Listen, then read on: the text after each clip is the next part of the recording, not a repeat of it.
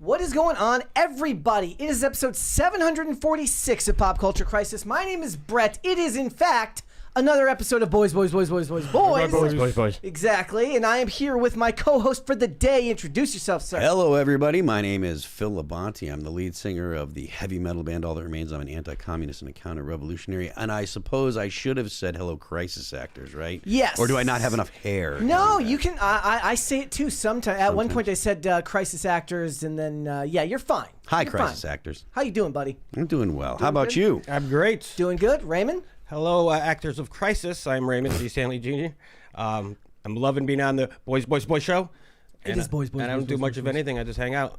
Andrew? Yes, it is BOYSCAST IRL. I'm Andrew. I'm the IT guy here. Yeah. How you been? You know. Getting by? Yeah, I'm getting by. A lot All of right. fun. We got a 20 right there, Phil. Can you see that one? Oh, we do. Yeah. I will not take Mary's Ethan Slater slander. He was a good SpongeBob. I did. Okay, Cartoon Post said that. So if I remember correctly, Ethan Slater played SpongeBob on Broadway. If you have seen him on Broadway, that's impressive. I don't go to Broadway shows, but Yeah, that's no. like Mary's not here, so you are allowed to not take her slander today. Yeah, don't there have you to. go. You know, That's she's okay. she's not here to fight back. So. Exactly. She will be back on Monday, guys. Have no fear. And do remember, next week, we will be having an extended 3-hour PCC on Friday leading up to the holiday break. We are going to be off through the 6th, so we want to kind of go out with a longer show there, hang out with everybody, celebrate the upcoming holidays. I was recording some extra videos today to be coming out over the holiday break. I recorded a review for Red 1, which I finally got around to watching last night, because it made it to Amazon Prime because I was just too lazy to go to the theaters. Oh, that's what you were doing earlier. Yes. Like, I heard you in here, and I knew you were the only one in here, but it sounded like you were doing Pop Culture Crisis by yourself. He's like, wow, he's just talking to himself. Damn, That's he's really impressive. dedicated to Yeah. this. Well, so we got a bunch of stuff coming out, guys, so just beware of that next week. And before we get started, hit the like we got button. a $50 Oh, here. right there. Go ahead and read that one. From Just Cause I'm Free. So Phil is the Lex Luthor. Phil is in his Lex Luthor vibe today, and Raymond in the house. Boys. Thank you very much. Is that We your are inspiration? most of the way to a crisis party, ladies and gentlemen. That Quick, is that a was big deal this time. Was that your inspiration, Lex Luthor? For that one? No, my inspiration was I grabbed the wrong hat. I grabbed the gym hat, which is stinky and sweaty and has sweat stains on it. So I couldn't wear that onto the show. So I was like, well, I'll just go without the hat. It's not, Don't threaten not the us end of the with world. I mean, I time. keep extras. I keep extra fitted hats here. I'm guessing that nobody wants to wear my fitted hats. Dude, I'll wear a fitted hat. I have multiple hats. Hats are a private thing. Yes, they are. Yeah. I have multiple hats, but there's only one that I wear to the gym because you know Yeah. you go to the Yeah. gym and get it sweaty and gross, and so I didn't want to. I didn't want to like look like I was dressing down on the boys cast here, you know. Yeah. No, but you get the stand-up, button-up very shirt. stand-up. I know, right? Like I'm looking snazzy Yeah, today. I thought about wearing a button-up shirt today, and Snazzy. then I thought, He's like, I just didn't. Guys, hit the like button on this video, please, and subscribe to this channel. If you have not subscribed here yet already, please and thank you. Remember to share this live stream and the segments out with your friends, your family, your loved ones, people you like, people you don't even like at all, perhaps a mortal enemy if you have one. If you're lucky enough to have one of those, in the age of the internet, that's probably more common than it used to be. Share it with them as well. And remember to please hit the like button. And we do have segments coming out at 8 noon. No, I say tap. I say gently tap the like button. I'm not so aggressive Caress. here. Caress the like button. We're not smashing stroke anything. the light button. Exactly. We Click have the segments. like button. Segments come out every day at 8 noon, and not just that, they come out at 6 p.m. and 8 p.m. So if you do not catch this show live, you can catch up on things by watching the segments that we put out during the day and at night. So thank you guys so much for that. So what are we getting into today? Well, it is another day, and it is another leveled allegation against Diddy, because they just keep coming through. This isn't just one. This is 3 more. So in the music industry, in the business side, they have replaced the no homo caveat with no Diddy. And I'm not kidding around. I have friends. I have multiple friends that I've been working with for years and years, and it comes out as smoothly as if it No was, Diddy. there's no thought put into it. There's no Diddy. They say something that's slightly homoerotic and they're like, no Diddy. I love your shirt today, Phil. No Thank Diddy. you. No Thank Diddy. you. Yeah, exactly. So, No Diddy. Perfect. So we are going to talk about those allegations. We are also going to talk about the upcoming death of DEI in Hollywood. Oh, Ava I was like, Longoria. how are you predicting this? No. The upcoming death of DEI in Hollywood. Ava Longoria gave a speech at an award show talking about how the end of DEI and the pendulum swing in Hollywood will be bad for both writers and directors. Pretty much bad for everyone but the audience. So the audience says, be gone with it. We don't want it. So we're going to talk about that. We're also going to talk about, I debated about this one, but I decided I think it's important. I want to talk about Trump winning Time Person of the Year, because one of the things that has become increasingly true over the last several years is that he is not just a force in politics, he is a force in pop culture. One of the things you do when you do this job is you have to follow like Twitter accounts that, curate and categorize all of the things going on in these industries. And he's all over sites like Pop Crave and Pop Based, which are Twitter accounts that follow things to do with musicians and stan accounts. But funnily enough, the rate in which he is covered is far greater than any other politician. And as we know, he was a pop culture figure long before he got into politics. So we're going to get into that. I have some other comparisons that I want to talk about with that cover. So it's going to be a lot of fun. You guys ready, Andrew? I think so. Phil? Let's go. Go. Okay, everyone was sure of themselves except for Andrew. That's fine. never We're sure gonna of myself. we're gonna get started. So first things first, Sorry, bud. everybody. It's another day. It's another dose of bad news for the Disney Corporation, who, to be fair, has had a good year this year when it comes to the box office. But what we're seeing right now is that advertisers are fleeing Disney Plus, because what's going on is that nobody is watching any of the shows that they make. So I want to ask first, before any of this, is there anything that Disney has come out, given all the properties in which they own, like the likes of Star Wars and Marvel, is there anything that's ever drawn your eye, like your attention? No. No. Okay. I just making sure, I have seen positive I mean, like, if you want reviews. to count, like, them buying the rights to stream The Simpsons, I guess. Okay. That's Well, the reason yeah. why I have Disney Plus. That's one of the things Bob Iger is extremely good at, is buying IP. Yeah. Yeah. Okay. All right. Well, I I mean, mean, that I was was because they excited. bought the Fox. That's because they bought Yeah. 20th Century Fox. I was excited about the Mandarin like years ago. Yeah. When it first came out. Yeah, Like, okay. Years ago. So it The says Mandarin? Yeah. It was a character It's a in flying Mandalorian. orange through space. That's how much I pay attention. The Mandalorian. Well, the Mandarin. Oh man. Okay. Oh, I think you were talking about the okay. Mandarin from Iron Man. That's exactly what I was. I thought about it. I was like, What? they didn't make a movie about the Mandarin or I show think he about. was in the Iron Man 3. Exactly. And he Okay. wasn't even really like that impressive as the Mandarin. He was kind of like the patsy, right? They Yeah. brought him back in the streaming services as like a different version. But yeah, Like the okay. Penguin, You meant like the the Penguin. Mandalorian. Yeah, Okay, yeah, so yeah. the Disney Plus streaming service is reportedly facing an exodus of advertisers from its ad-supported tier after subscriptions failed to meet expectations in several high-profile Star Wars shows and other Lucasfilm series flopped with the viewers. Launched to drive more revenue into Disney's coffers, the ad-supported tier at Disney Plus is struggling to hold on to advertisers who have become disenchanted with the platform. One of the things that's increasingly true is that they don't want you to buy the full streaming package. They don't want you to pay the full price for no ads. They want to funnel you to the cheaper tier that just heaps ads on you. So to me, I find the idea of paying for ads Yes. in the Agreed. extreme. So the other day, Yeah. I posted about how I was like, for anybody who cares, they added Person of Interest off freebie and they moved it to Amazon Prime, so you can now watch it without ads. And they said, Cool. no, because Amazon Prime has ads unless you pay the $3 extra for the no ad tier. I was like, I will pay that every time, because I will either watch a free service that has no ad, or a free service that has ads, or I will pay the money to not see any. I'm not paying less to It see is ads. infuriating to pay for a service and then be served advertisement. Yeah, That well, is absolute. I hate that. I completely identify with what you're saying. I get it. Yeah, like, they never see, well, they do, but, like, they always make it look like they never see the forest for the trees. Like, they're always, oh man, we have to up our costs. Those servers cost, $1 billion a year. Like, they always costed $1 billion a year. They're just, like, being dicks about it.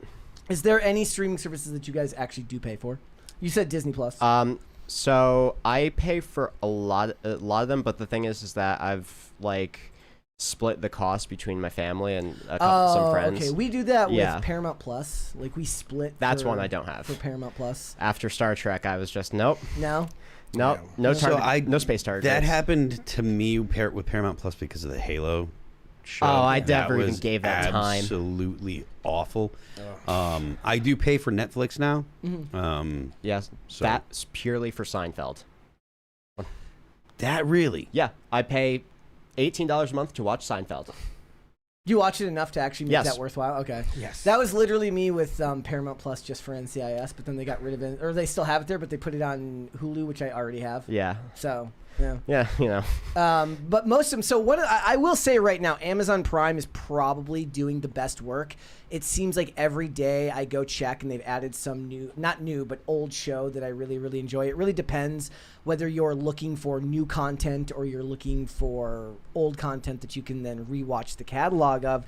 But Disney is struggling right now. They are not struggling at the box office. They've had an absolutely killer year, whether we're talking about Moana 2 with its huge box office the other week. It's still growing. I saw that he may have amended it, but Odin from OMB Reviews did predict, I believe, that it's going to hit $1 billion, and that's on top of Inside Out 2 hitting $1 billion, Deadpool and Wolverine hitting $1 billion. Given that the year before did so crappy at the box office with what was it? Not Merlin. No, with The Little Mermaid and other such films just not making the money that they needed to make at the box office. They need to overperform on Disney Plus as well because they're looking to hit subscriber numbers that they're just not making. And also Disney has the problem right now. Valiant Renegade reported the other day that he's basically been proven right about the numbers for Snow White being way higher than what they initially, even with the tax credits that they've been given for that film, the numbers are way higher with what they're spending on it. And the final numbers won't come out probably until that film debuts, and it's going to have to make close to $1 billion just to break even. Ain't no way. And that's a very, very... Now, look, it doesn't really matter. At the end of the day, the money they make comes from the parks. Like, does anybody here ever go to Disney? There we go.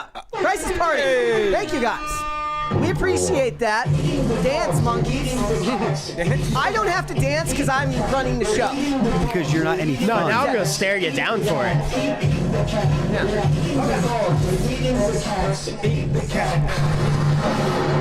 So I also thought this was funny. Is Wicked, real quick, is Wicked Disney? No. But I thought this was funny as well. Kind of hilarious that it's not Disney, considering like you would think. I would have thought. You would think. You'd have thunk. YouTube TV, 14% price hike. It's like $80 gazillion to watch YouTube. $82.99. Do you know anybody who has YouTube TV? Tim Pool. Yeah, does he have YouTube TV? Yeah, they're and I didn't know what it was for, but it's so that way you can watch like the regular television channels. And once he pointed it out, he's like, "Look, you get all the cable channels on YouTube as well as blah blah blah." And I'm like, "Oh, okay." So that kind of actually makes more sense because that's about the same thing that you pay for like a regular cable channel, but you're paying for YouTube TV in addition to whoever is your ISP. And your ISP, I don't know what. Oh, and it, like not just your cable provider, but also YouTube TV. Yeah, well, yeah, because you're going to pay for your internet, right? That's what's actually getting all the internet into your house, and then you have to pay for all of the channels. Yep. Now, obviously things are different now, but when internet first came out, where you could get like broadband internet to your house, usually it was in a package with they forced you to get the package with your cable. Well, yeah, but I mean, but the price if I recall correctly, the price wasn't significantly more to add internet to your cable package, and you were getting the cable package and the internet.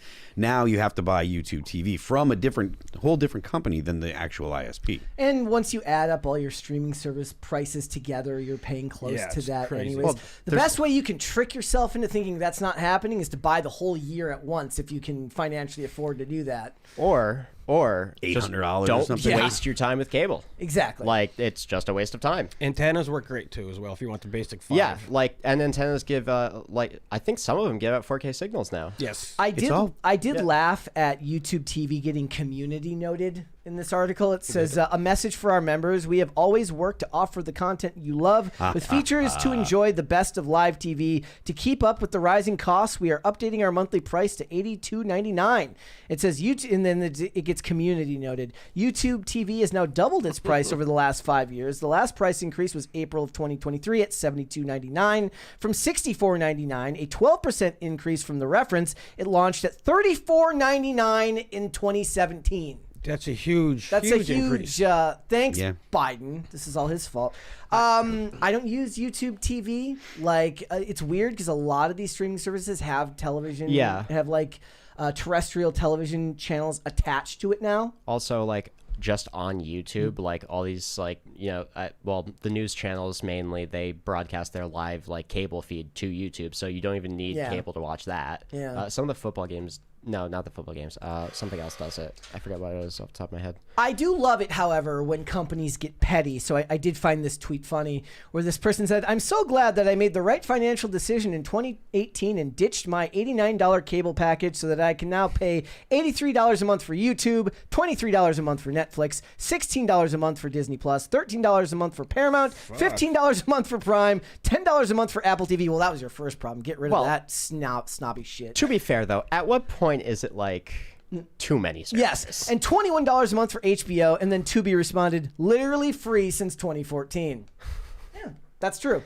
Tubi and Roku are of the better free streaming services. Again, I'm not watching ads unless I'm not paying for the streaming service at all. Yeah. So, guys, Disney has a long way to go if they're going to rebuild trust with the audience. That's a very, very hard thing. One good movie with Deadpool and Wolverine and one good kids movie with Inside Out 2 isn't going to get people excited to get back into the theaters they were. The reason why they could release mediocre Marvel movies that everybody would still show up to see is because they had endless goodwill from a lot of good movies that came before it. If they're going to do that, they are going to have to release a lot more good movies, and then just maybe people would be willing to actually subscribe to Disney Plus to go and watch them after the fact, because I don't know, like Deadpool and Wolverine did really, really good like pay VOD numbers when it came to streaming, like where you had to pay like $25 to rent it, which is insane. Yeah, and you can't even own them at like until 5. And you don't even own it then. Like even if you buy a movie digitally, you don't DRM'd. own it. Yeah. You don't own it. So be wary. Disney's got a lot of work to do if they're going to win back the trust of the public. What's like? Can you still buy like physical copies of DVDs and stuff? Yeah. Oh yeah. Yeah. You can still buy them. I don't know how much that happens. I mean, steel books are still very, very popular. Like those like specialty Blu-rays and stuff like that are still very popular and things like that. But for the most part, a lot of it has become not a speculator's market, but it's for collectors rather than watchers, right? Yeah. The last thing I want to do is to like buy a season of a DVD. Then I'm immediately just going to create a Plex for it, or No, the reason you do that is so that way when you say a no-no word on the internet, you can actually watch them later. Yes, well, because you will lose your access to Apple or whatever as soon if things continue in this direction, which I hope that the population has lost its appetite for it, but it's not a guarantee.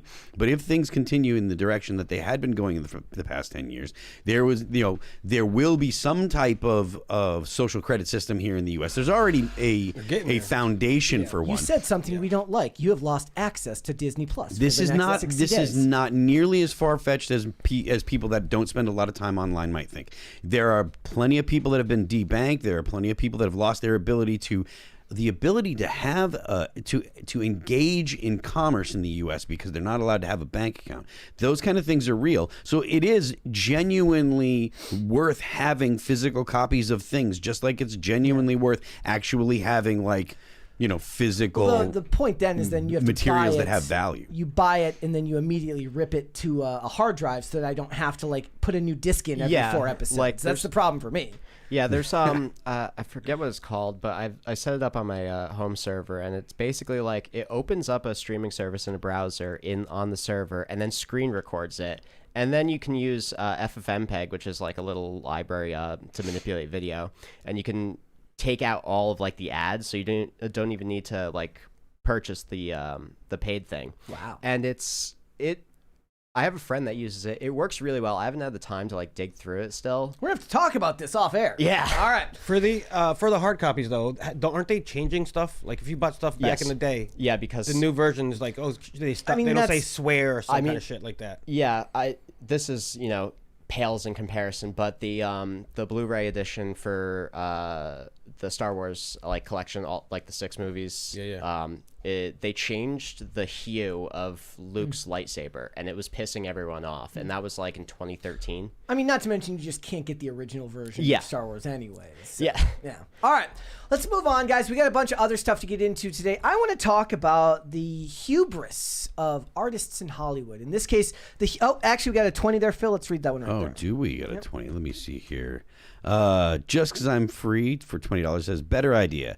Get Starlink and have a smart TV that has Google TV Free Play. Free Play has 171 channels. Right. If you want more channels than that, then get a hobby, maybe like woodworking. That's not a horrible idea. Are you watching? Hobbies are PCC? great. Right. I back hobbies. Woodworking, learn to play piano because then you are kind of forced to learn to read music as well. So, or at least learn music theory. So. All right, thank you, just because I'm free. All right, I want to talk a little bit about the hubris of artists in Hollywood. And the reason I say Hollywood specifically is I don't disagree with the idea that art and commerce are necessarily mutually exclusive, but I do believe that a lot of people in Hollywood seem to ignore the fact that the industry that they're in requires audiences to actually show up so that they can get paid and then make their next movie, right? So what I'm talking about here is Olivia Wilde. If you don't know, she played 13 in House, and she's directed a couple of movies over the last couple of years that were not so successful. They're below to mid-level box office films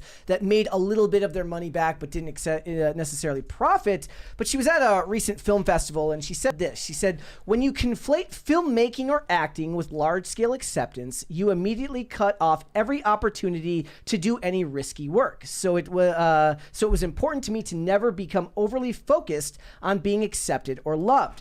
Now, the reason I take an issue with that is that nowadays, increasingly, these movies are made for higher and higher budgets. They cost extremely large amounts of money. And then what happens is the directors get mad when the studios either interfere with the production or they get mad because the audience doesn't show up, despite the fact that they're telling increasingly niche stories that focus on things like identity politics, or at the very least, do not frame the stories in a way that layer those types of things into the story in a way that's actually palatable for everybody watching. Now, I'm perfectly fine if you want to make low-budget films like that, with your friends, or if you want to make them independently and finance them yourself. But what they're asking of the audience here is they're asking twofold. They're asking both the studios for the money to make it, and then they're asking for the audience to either come out and watch something they're not interested in, or telling the audience altogether, I don't care. Well, I don't know how it works in your industry, I'm saying to you, the viewer, but most of the time, to have a job that pays you money, you have to be able to provide something of value to make your employment necessary. Yeah, good or a service. Yeah, right?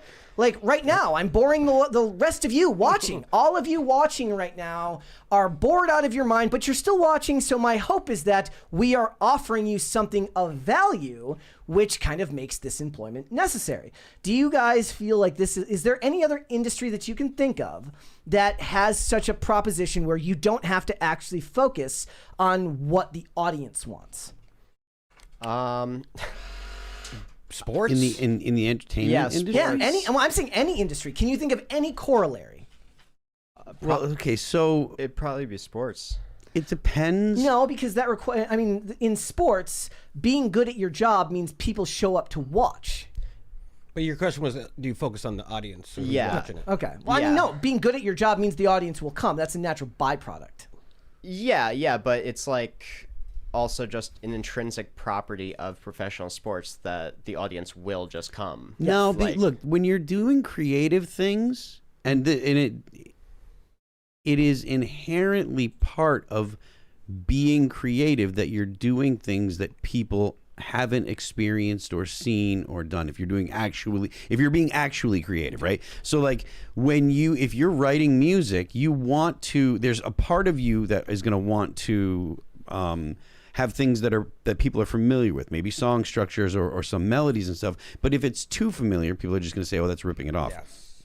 But when it comes to anything that's revolutionary. Nobody thought that they wanted nobody knew that they wanted the iPhone when the iPhone came out. In 2007, no one had any idea that they wanted that. Now, you know, almost 20 years later now, everyone has, if it's not an iPhone, it's a copy of an iPhone. It performs the same function, that does the same thing in a very, very similar way. There were smartphones before the iPhone. Yeah. But it is not the same.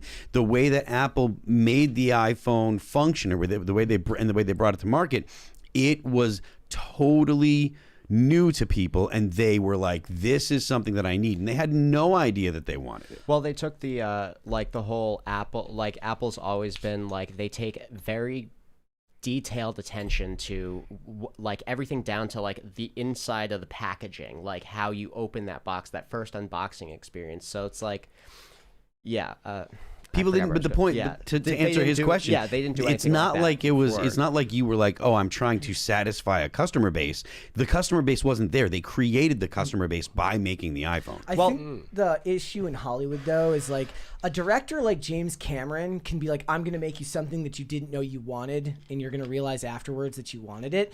But I think all of them either don't think about it at all, or they all think that they have the ability to be a James Cameron without realizing that the studio is going to spend an inordinate amount of money on somebody that just can't deliver on that. They can't deliver the next iPhone every time a movie comes out. So what you're supposed to do is find the things that work and tell stories that you know will actually resonate with the audience. Theoretically, Marvel had the ability to print money forever if they continued telling the same hero's journey along with the, you know, give each new star a trilogy, be respectful of the source material and the characters.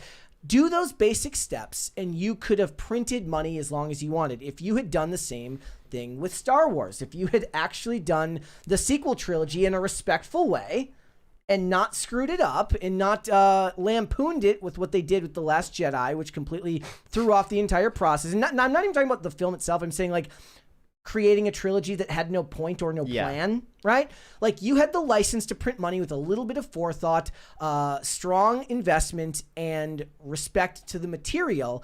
And increasingly, they either don't care because they want to focus on whatever message they want to deliver in the film, or they think they're better than they are.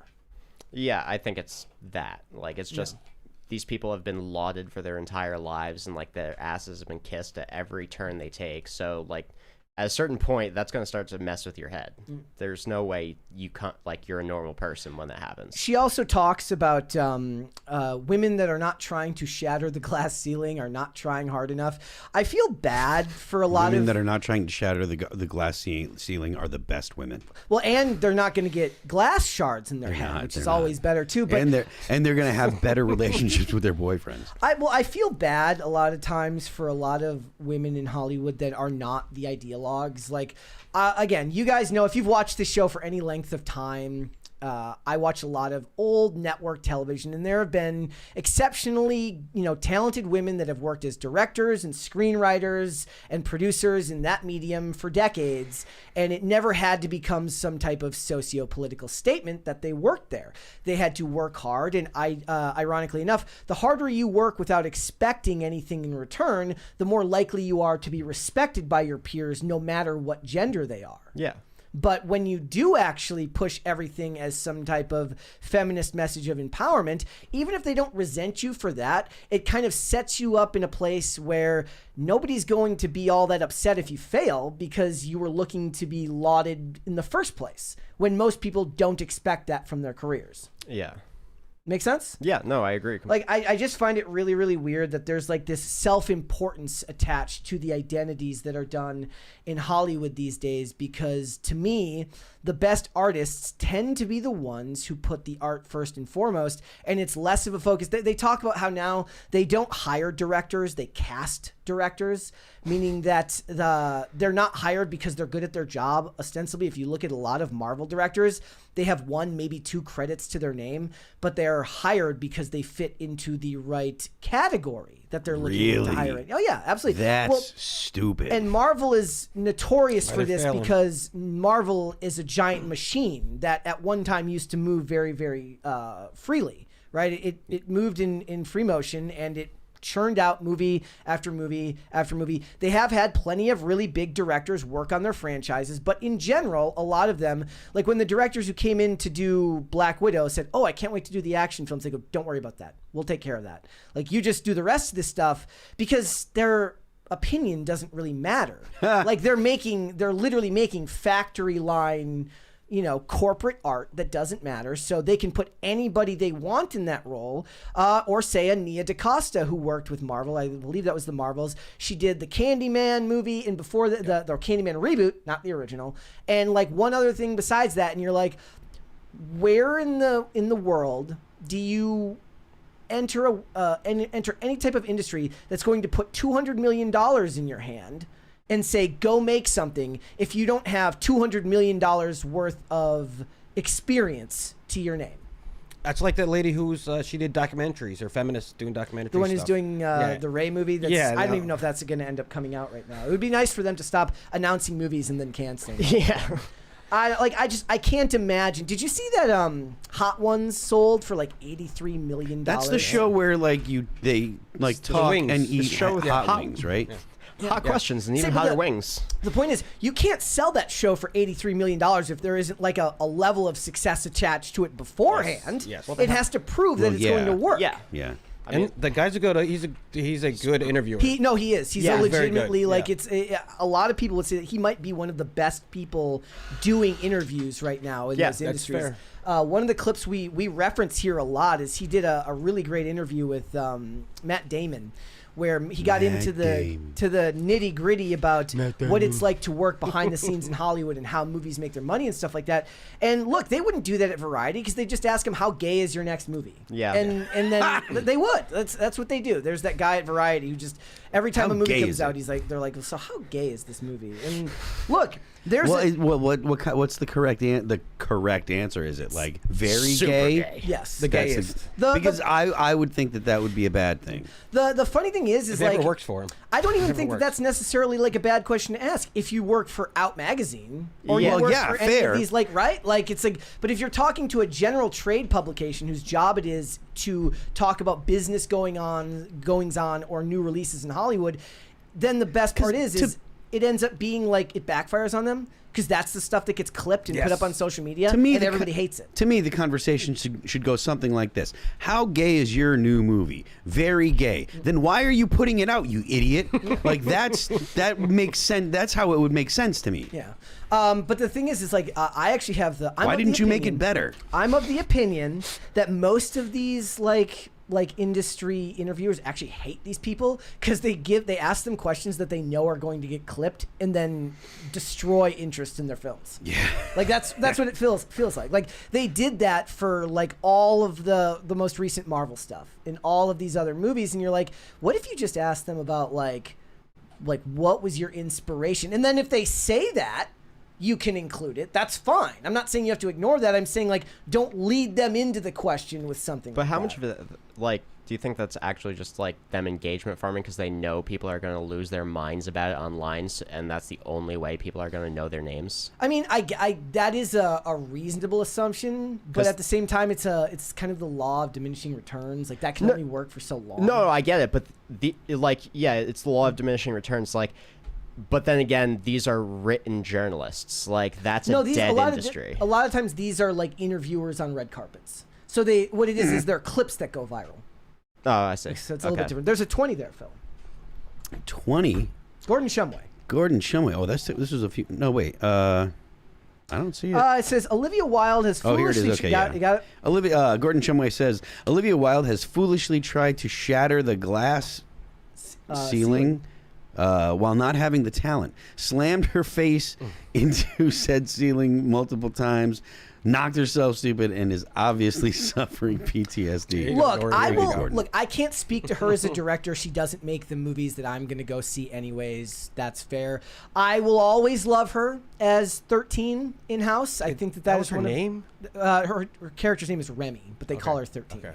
I will always love her in that role. I think she's fantastic in that role, and I will not. I'm only speaking as a director, and my main point is that it is increasingly obvious to me now that Hollywood has realized that it is untenable to keep going at the pace they are with releases. One of the reasons why Captain America 4 has gone through 9 gazillion reshoots and is going to cost $10 zillion to make is because it was made at a time when they were trying to promote their continuous anti-Trump sentiment. The election changed things. There is a pendulum swing going the other way. Amen. And they are now trying to basically make a Franken movie that turns it into something that it wasn't from the very beginning, because they have to reshoot, change things. A lot of people think they did the same thing with the Marvels. Like, you can see the bare bones layers of feminist ideology and evil man syndrome in that movie. And literally through the point of you watch scenes in that movie and very clear ADR shows up where it shows the back of his head and he starts talking and the voice sounds a little bit different. The stuff was changed. They understand that the sentiment is changing, and what these studios need to start doing is that if over a budget of a certain amount, or if we're getting into the $100 million territory, you should have a movie that speaks to that level of success in your repertoire beforehand, or a bunch of stuff that leads up to it that shows great audience scores, meaning that you're not making $100 million movies for critics. You're making $100 million movies for audiences. You need to make your money back. I'm not talking about whether the critics like it or not. I'm saying that do they have a modicum of success, a certain amount of success delivering to the audiences, and then you have to rely on him and the writers to pull it together. You cannot give $100 million movies to people who have done one or two things. You cannot give $100 million movies to people who have written one thing before, or like a short film. You have to give it to people who value the audiences and value the money they bring in. Because look, Tom Cruise says it every time he releases a movie. He shows up before the movie, says, "I am so grateful for all of you guys to come out and watch." Like, do I think he's honest? I have no idea. He could be a sociopath for all I know, but he's trying, and I'll take a kindly worded lie from him, because I'm not looking to be his best friend. I'm looking for a solid return on my ridiculously expensive investment of $8 zillion to go to the theaters. So, all right, there's a super chat there. Phil, you got that one there? Or I can do that We got one. Pop Culture Junkie says, example of the Marvel director hiring machine, shitting the bed. Hiring Edgar Wright for Ant-Man, then straitjacketing his script with shoehorned in plot points to feed other franchises. Yeah. I would quit too. Yeah, one of the things that I always point out is, like, if you're a big name director, why would you even want to work for Marvel? Like, certainly the paycheck might be good, but if you're a big name director, you can pick your jobs most of the time, right? You don't need it. So you're going to be hamstrung by the corporate structure of the company, and that's already a problem with other studios. Why would you want to have your name attached? I was surprised that Sam Raimi came back to do Doctor Strange in the Multiverse of Madness, because he already had his trilogy, and he's successful in other realms. Why does he need to work for Marvel in that respect? I mean, I imagine that he might have had a positive experience doing the Spider-Man stuff, because that was before things got really crazy. Yeah, it wasn't Marvel Studios at that time. It was just Marvel Films. So, all right, what would you guys like to see? Actually, you know what? I'm going to decide today. Oh, okay. We'll do cringe. We'll do cringe first, guys. I appreciate that. Oh, hello. Appreciate that. Okay, hold please. Hold please.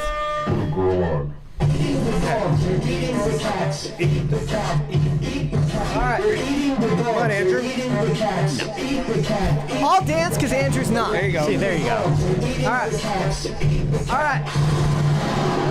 Before we do cringe, though, this was Andrew's too good to dance. He's too good. He's Well, too now good. it's established that I don't dance. I can't start now. You can never not start. I disagree. Before we do Disagree strongly. cringe, Never too late in life.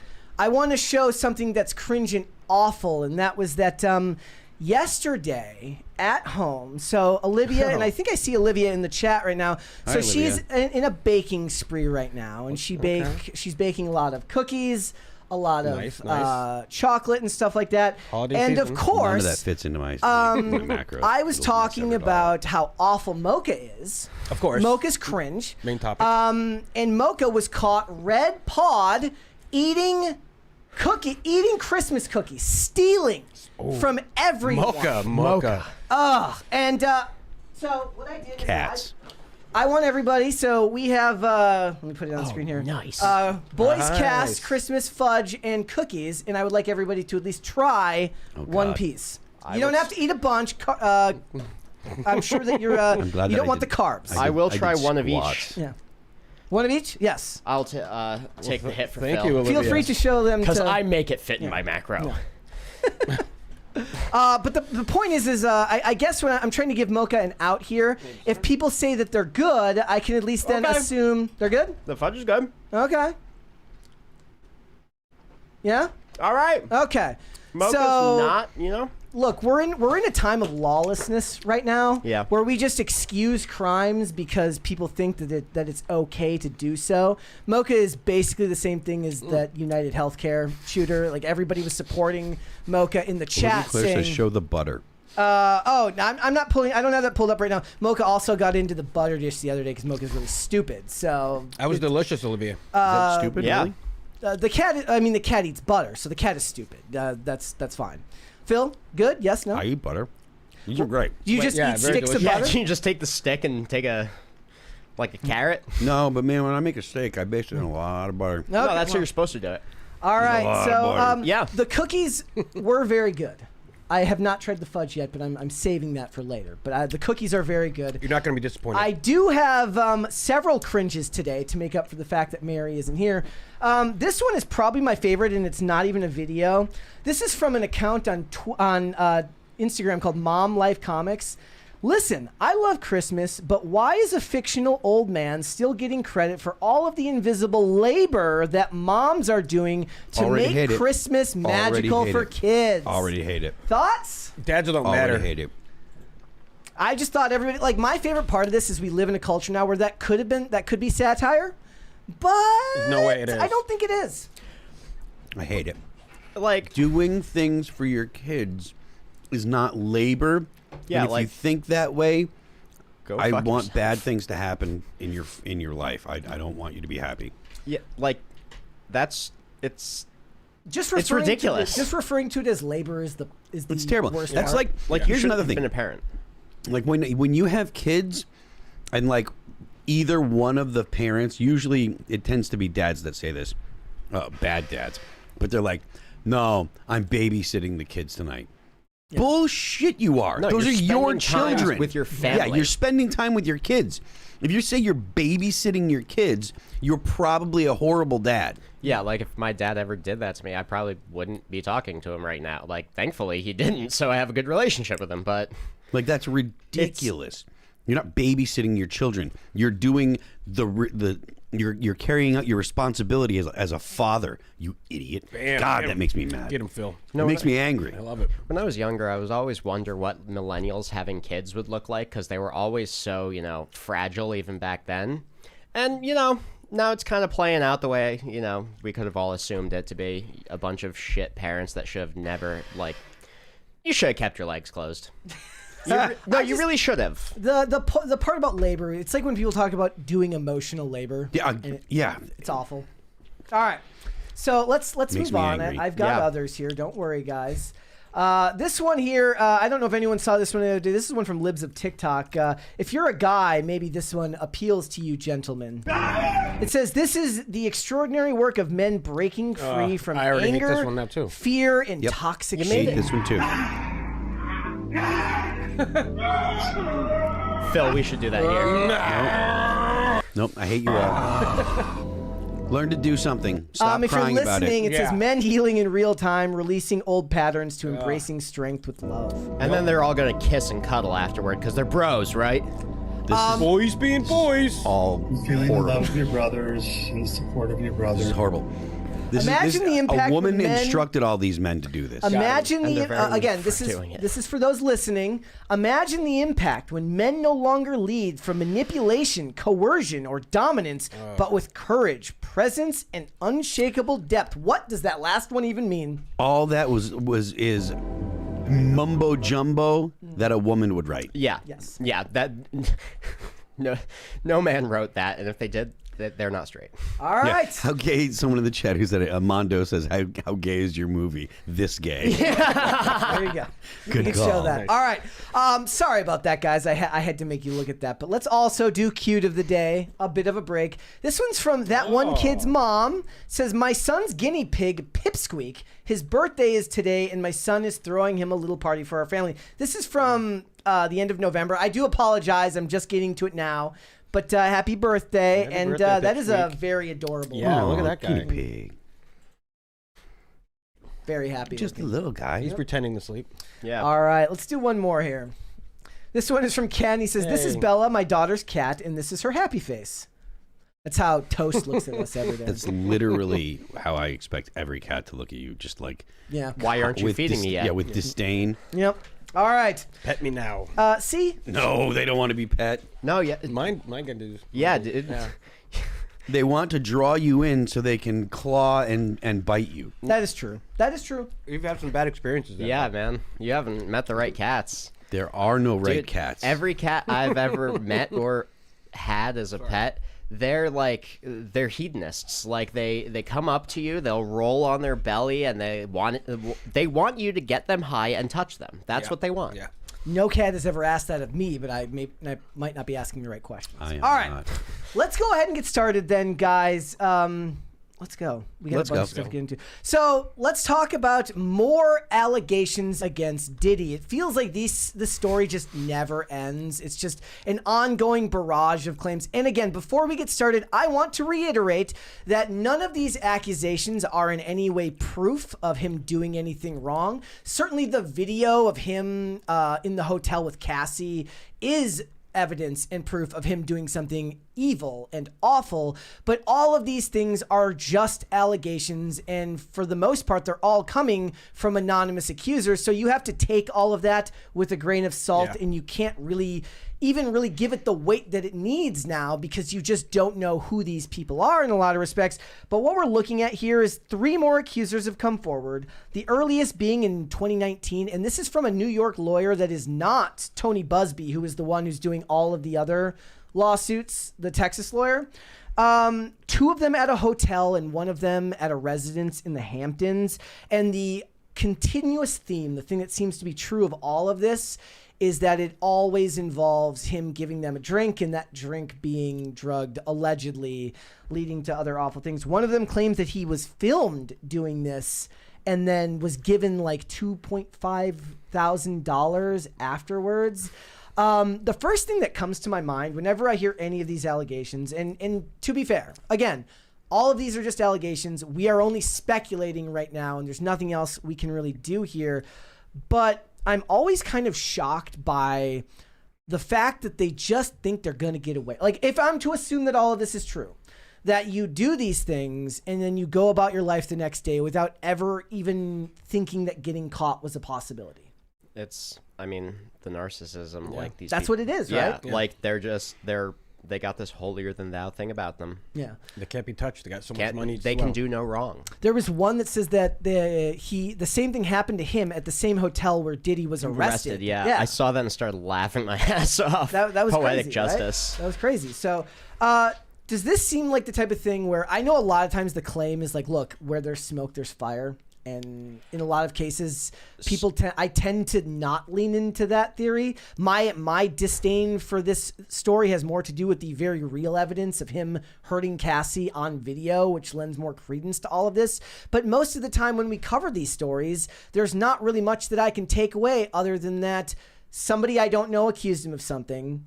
I don't know whether they're credible because I don't know who they are. And even if I did, I don't know what to say about that because I can't know. I wasn't there, and I don't have the physical evidence to say that it happened or not. I would agree, but also given his past, like being how he was, and like also being with Biggie and Pac, and like in that realm, like it's not too I really believe it. He was some hood rat that came out, he got big, and then he's like, damn, I'm fucking God. Like, that's how that goes. That's happens to a lot of rappers. There was also an accuser who says that in 2007, that he had done the same thing. He said that at a white party in 2007, he was working as security, and Diddy gave him a drink. And my first thought was like, why would you take the drink if you're working as security? There was a interview from like the late 90s with Michael Jackson, back when the like pedophilia accusations started getting levied against him, and they were saying, so, well, are these allegations true? And he says, no, go ask the guy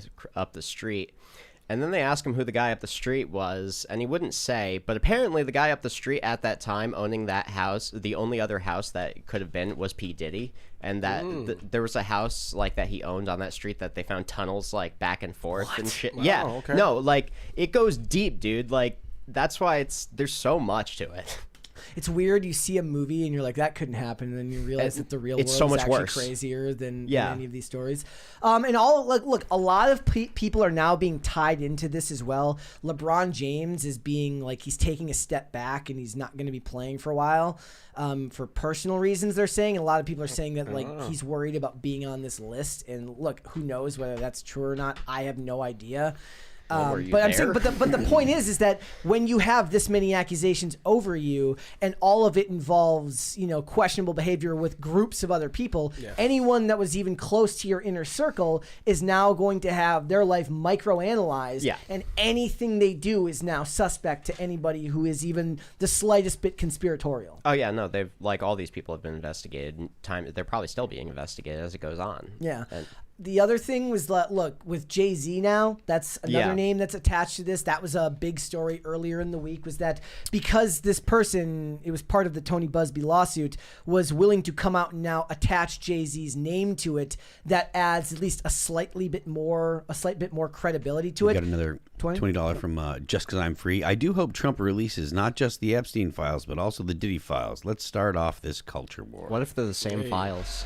What if Diddy was the mastermind and Epstein was the patsy? It's likely that there's a lot of the same names, to be honest with you. Oh, dude, it's the Pope's probably on there, dude. Like, I don't imagine the Pope's on the Diddy list. I do. I think that the Pope, if the Pope is on anything, he's on the Epstein files. I don't think he's on. I think the Diddy I would list stick up for the I Pope literally in think Mary's the Diddy honor list here. is younger, That's is less older, yes. No, it's not. It's You're- not you're a younger. good It's man. less. It's less influential people. The people on the Epstein list are people that are probably in government and people that are working with NGOs and government high-ranking and officials. stuff like that. The Diddy list is entertainers. Entertainers are definitely a step down. Almost all entertainers are 1 to 2 steps down from actual people in government. When I'm talking about like influential, wealthy people in government and people like Epstein. Epstein's a billionaire. But then all Listen, hold on. Most of your entertainers are multimillionaires, and there is a night and day difference between the power that a billionaire has or a multi-billionaire compared to someone that's got 10, 20, 30 million dollars. Yeah,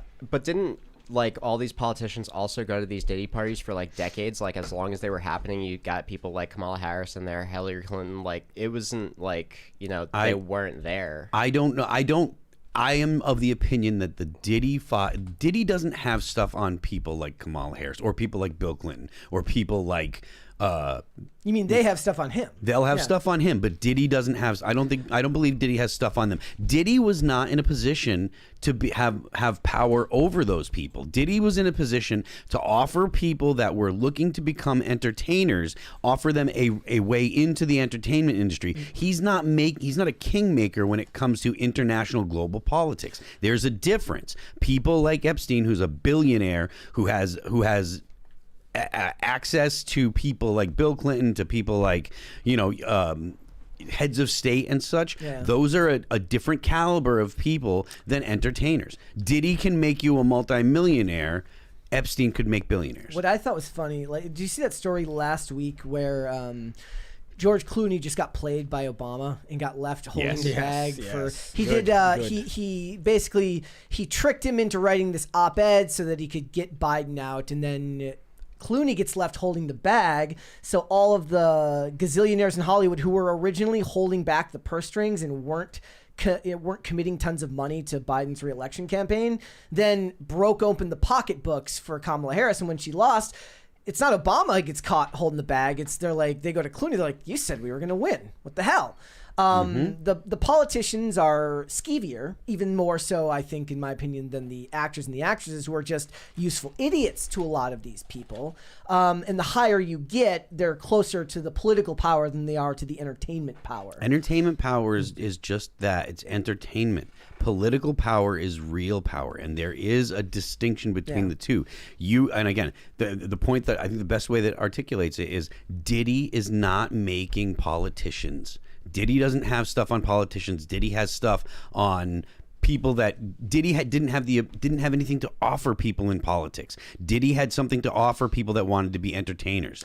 But go ahead. I mean, like, I get what you're saying, but like, when there's a certain subset of people that partake in a certain subset of despicable acts. You mean like they could get caught doing it? And when you have the same, like, a similar enough social circle, like, they're going to intermingle at a certain point. I refuse to believe that there's not going to be any correlation between those two lists. Okay. Well, I mean, the refusal to believe is you've already made up your mind, which is fine. But I mean, the arguments that I made are legitimate. But the most logical explanation is that whole line is that, like, there's a subset of people who are powerful, who have money, regardless of what the level of power or the money that they have is. They just, they intermingle. They know each other. Just because they know each other and intermingle doesn't mean that they're going to have the ability to rape kids. It doesn't mean that it doesn't mean that people that Diddy has, like, look, but if you're an extremely wealthy, powerful person and you go to Diddy's party, you're probably not going to be like, oh yeah, it's safe for me to do this, because there is a distinction. You don't feel comfortable around the people that Diddy hangs out with. I don't think any of them have to feel safe to do it. I think they do it because they're powerful and rich. Yeah, okay. I don't think that you see the distinction between the two, or that you don't make a distinction between the two. And I do believe that there's a significant distinction. There are too many people that think that millionaires and billionaires are the same, and they're not. They're different. Yeah, they're different, but when your millionaires and billionaires are raping people, like, it's a little similar. But I mean, again, you're implying that they're the same thing. The correlating factor is not that they're millionaires and billionaires. The correlating factor is that they're powerful rapists. The correlating, well, you don't have the you don't know who knows who, right? And the idea that that P. Diddy is in a position to have power over people that are billionaires, I don't believe it, because he just doesn't have any. He is vulnerable to those people. Those people are not vulnerable to him in the same way. Okay, yeah, I mean, sure. P. Diddy's in jail right now, and the people that are on that were on the Epstein list, none of them are in jail. Epstein's dead. Yeah, P. Diddy's in jail. So I don't think that P. Diddy, if P. Diddy was of the caliber of Epstein, he would be dead or out of jail. For now, I mean, he's still alive. Well, there's a lot of questions still to be asked. One of the other things that I thought was really interesting was, given the accusations that did just come out about Jay-Z, like he showed up at his daughter's movie premiere the other day, looking supposedly to put on a united front for the family to make it seem like nothing was wrong. But he has a deal, Rock Nation, his company has a deal with the NFL. And a lot of people were wondering whether they were going to, cut ties with him, given the seriousness of the allegations. But NFL Commissioner Roger Goodell says that their relationship with Rock Nation is not changing amid the allegations. This is his quote. He says, "We are aware of the civil allegations and Jay-Z's really strong response to that. We know the litigation is happening now, so for our standpoint, our relationship is not changing with them, including our preparation for the next Super Bowl," which is what a lot of people were asking. Wasn't Jay-Z the guy on video in an elevator beating the shit out of a woman? No, that was Diddy. Oh. That was Diddy. Oh. That was my point earlier, was that, look, I can't know whether any of the sexual assault allegations are true. I can know that there's verifiable video evidence of him committing an egregious physical assault against a woman, which so is that's going who to you were talking about earlier. Yes, okay, yeah, okay. So I just thought that was interesting, because one of the big things about his connection with the NFL was like the implementation of not just entertainment, like halftime shows, but the implementation of social justice themes in the NFL, which a lot of people have taken issue with. So Be that as it may, whatever it may be, there's going to be a lot of stories coming out in the next couple of years. I don't think this is going to end anytime soon. I am weary of the releasing of those lists because that just screams false flag to me. However, those lists come out, they feel like very easy things to doctor and fake. I don't know how you prove chain of custody on any of that stuff. Yeah. It's very, very difficult, and it's kind of like how the flight logs have become a shorthand for both sides. Everyone's like, well, so-and-so was on the flight logs. Well, Trump was on the flight logs. Yeah, well, he never went to Little St. James. Or he only flew to New York. Look, it's very easy to convince dumb people of something if all you're using is a name on a list. Yeah. So, just a thought. So, all right, let's go and read some super chats, guys. We got to go back up here to the top. I do apologize. It's going to take a little bit of time to get all through these at this pace. Oh, hold on, and there we go. So, Greg Duvier for $2 says, "Put a girl on." Well, No. Mary will be back on Monday. What, do you think I keep a girl in my pocket? Yeah, I don't just like that's What's going on? Every You time don't? I do that, they arrest me and I have to go post bail. You can't do that. Shane H. Wilder says, "Happy Friday, Brett, Phil, Raymond G. Goldfinger, Cheers. and Andrew." Move it over here. Boys. Phil, can I get a let's go with a maniacal laugh? I can't say why. Just know that With it a will maniacal laugh. that it will be legend. Wait for it. I don't know that I want to do that now. I'm sure it's Let's go! I don't know about the laugh, though. Okay, I liked it. You It was have good. there. Greg Duvier says dairy, and then Shane Trellis says dairy, legendary. That was the point. Mm-hmm. All right, let's do. I'm gonna do two more here. Drew if AF of God's Army says bald Phil makes me droll. No Cuomo. drool, Okay. right? I think he meant drool. Yeah. But he said droll. Droll It's- means something. I like the different. no Cuomo. Yeah. Yeah, I'm comfortable Is with no that. Cuomo like no Diddy? I don't know. Yeah. Don't know. Okay. Weary Traveler says, I had to go back and watch the Air I Breathe music video to remind myself what Phil looked like with hair. It's been a minute. I could let this grow in. I mean, there's a little stubble up here. I think I shaved it like 2 days ago. It was with a razor, but I could let it grow in, and you guys could make jokes about that if you want. All right. You should do a mullet, but shave the top of your head. I don't know about that. Well, the problem is I now... did do a Mr. Burns one time when we were on tour. yeah? We were on tour, and I let like this kind of grow out for like almost a month, and then I shaved not just like And then you're sitting there here. on stage I like was like this. this. You It did the was whole all the way cul-de-sac. around. It was a really hilarious Richardson, bring me hairstyle. my microphone. All right, let's move on. Let's talk about what's going on with DEI in Hollywood, because let's face it, absolutely everyone in the world is sick of the concept of DEI, not just in entertainment, but in pretty much all of corporate America, where it seems to be harming every industry that it's in. But recently, Ava Longoria was giving a speech, the star of Desperate Housewives, and she was talking about how getting rid of DEI will actually be extremely negative for their industry, and that it will hurt the writers and the directors. So this is what she said, guys. She says, this is the They kind keep of hurting us with the garbage they keep putting out. this is the kind of pendulum swing of DEI programs being cut back means a lot of directors and writers from those programs will suffer because they give opportunities where opportunity is not usually there, she said. It's much harder for women to break through in Hollywood, and it's much harder for people of color to break through because I don't think there's a studio exec in a tower going, I don't want to hire people of color. They just hire people with the most experience, she added. So she tried to at least like equivocate at the end there and say that it wasn't about racism, but it was. You know what I mean? Like she was like, it's not, but it is.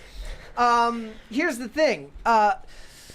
The ones who got those opportunities that capitalized on them will actually go on to be successful. Childish Gambino is actually a product of those programs through, I believe, Community, and is now a very, very successful person working in Hollywood.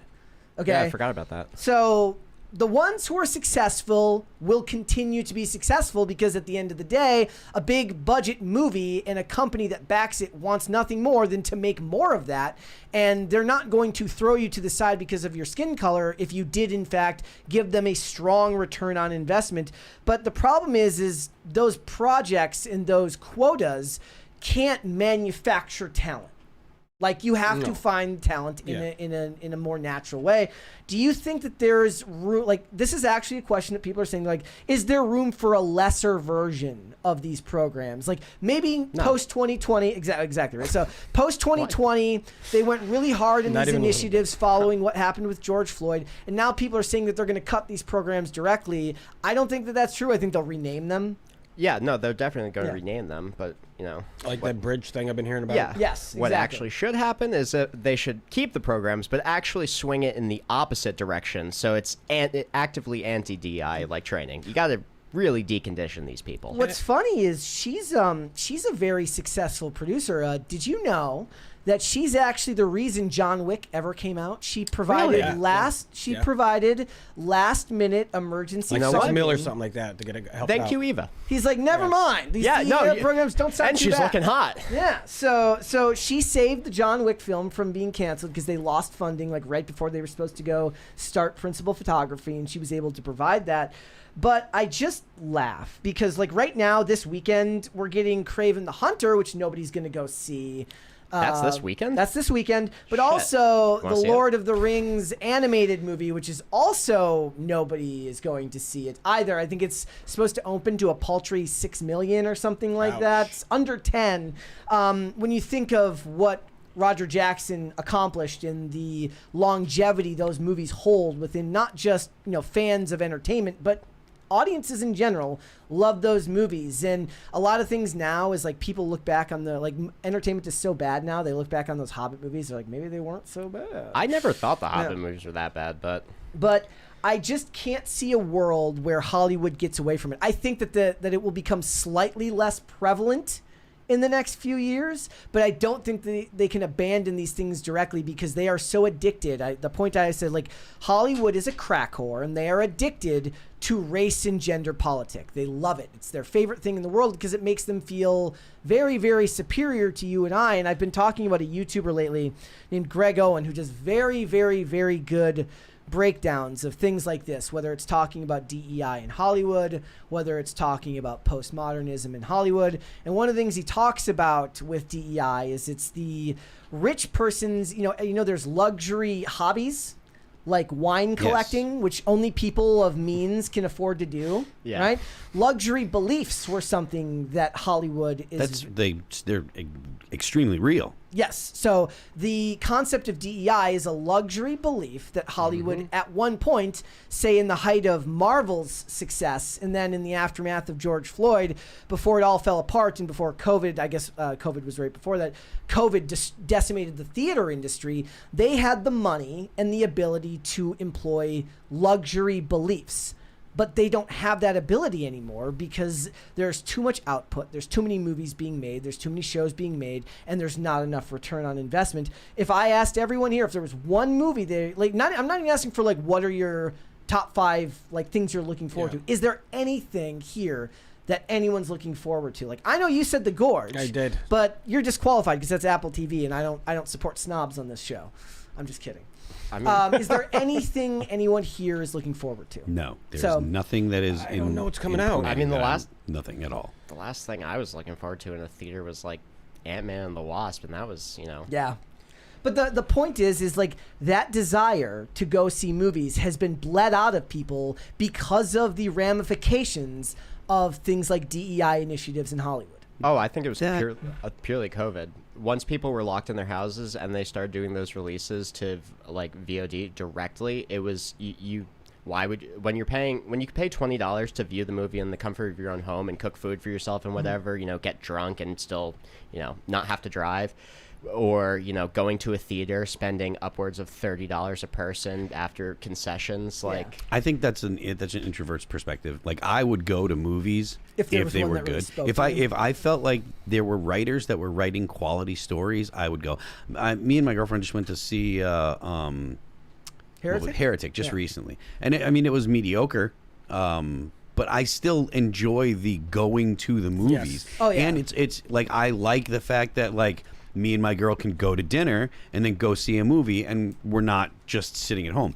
And like, not saying that we like sitting at home is bad. I love like when I get at a IRL and I go home and like she's there and like we'll sit up and we'll watch like a couple episodes of like, I don't know, something on Netflix, Emily in Paris or something, and I like just hanging out with my girl at home. Yeah. But there are times where I like to go out to dinner and do something because it gives us a reason to get dressed and look nice for each other and blah blah blah and do all that. So I think that if there was better content, better movies being put out, I do think that there is still a market for them. I do think you're right that more people stay home now and want things on demand or to be streamed, but there is a desire for people that are like, oh, you know, I want to go out and do something. I want a reason to leave the house with my I love the movie you know, experience. Yeah, so- no, I completely agree with you. I think my point more so is that COVID more so killed the desire, before you.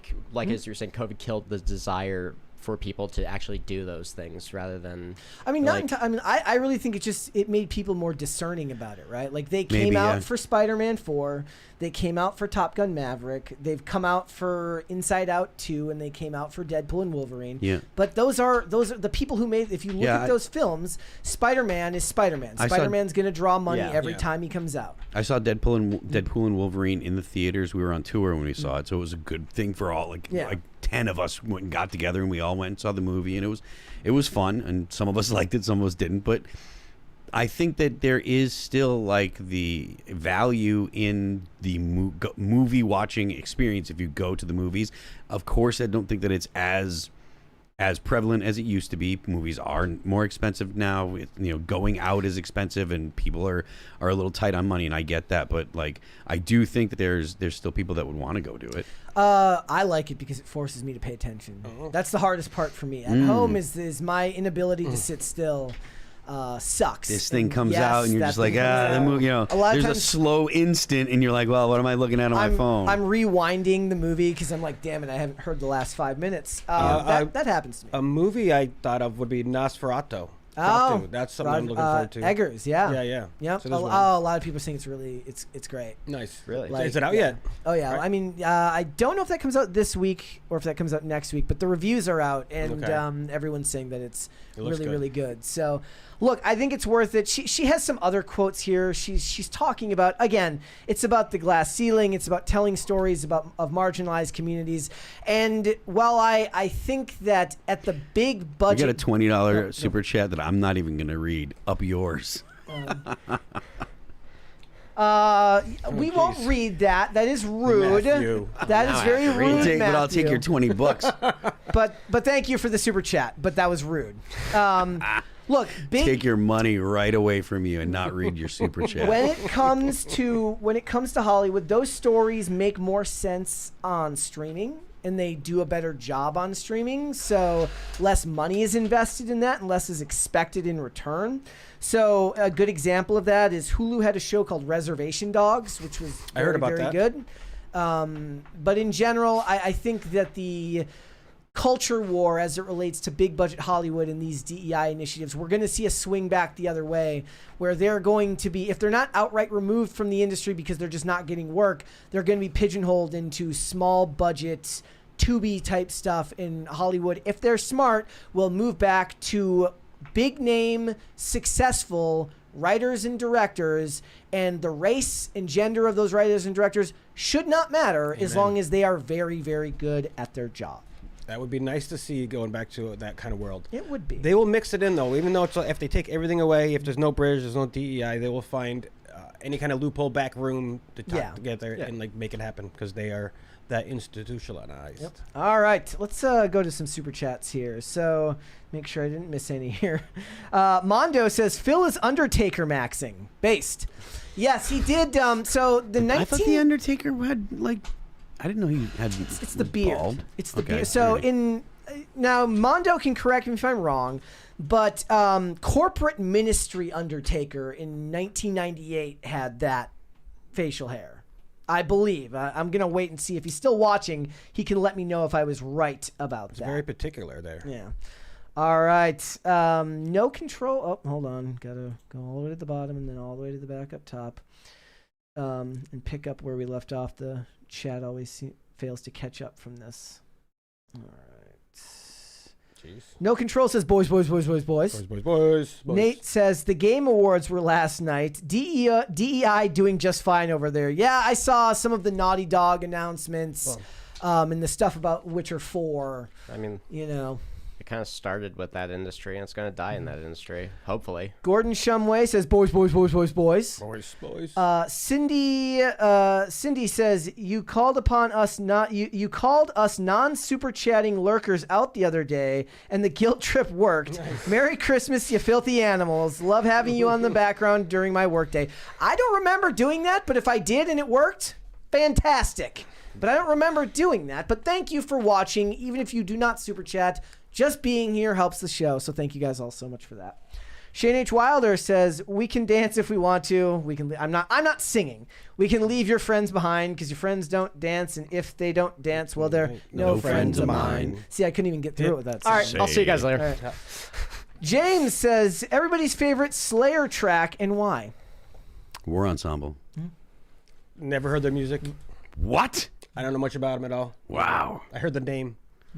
War Ensemble, mostly because it's just a great song, well written, great riffs. Let me save it on my computer. It's a tough one. I'm honestly not the biggest Slayer fan, so I don't really listen to them a lot. If you know a few songs, that just means you have fewer to choose from, so it should be easier to pick one.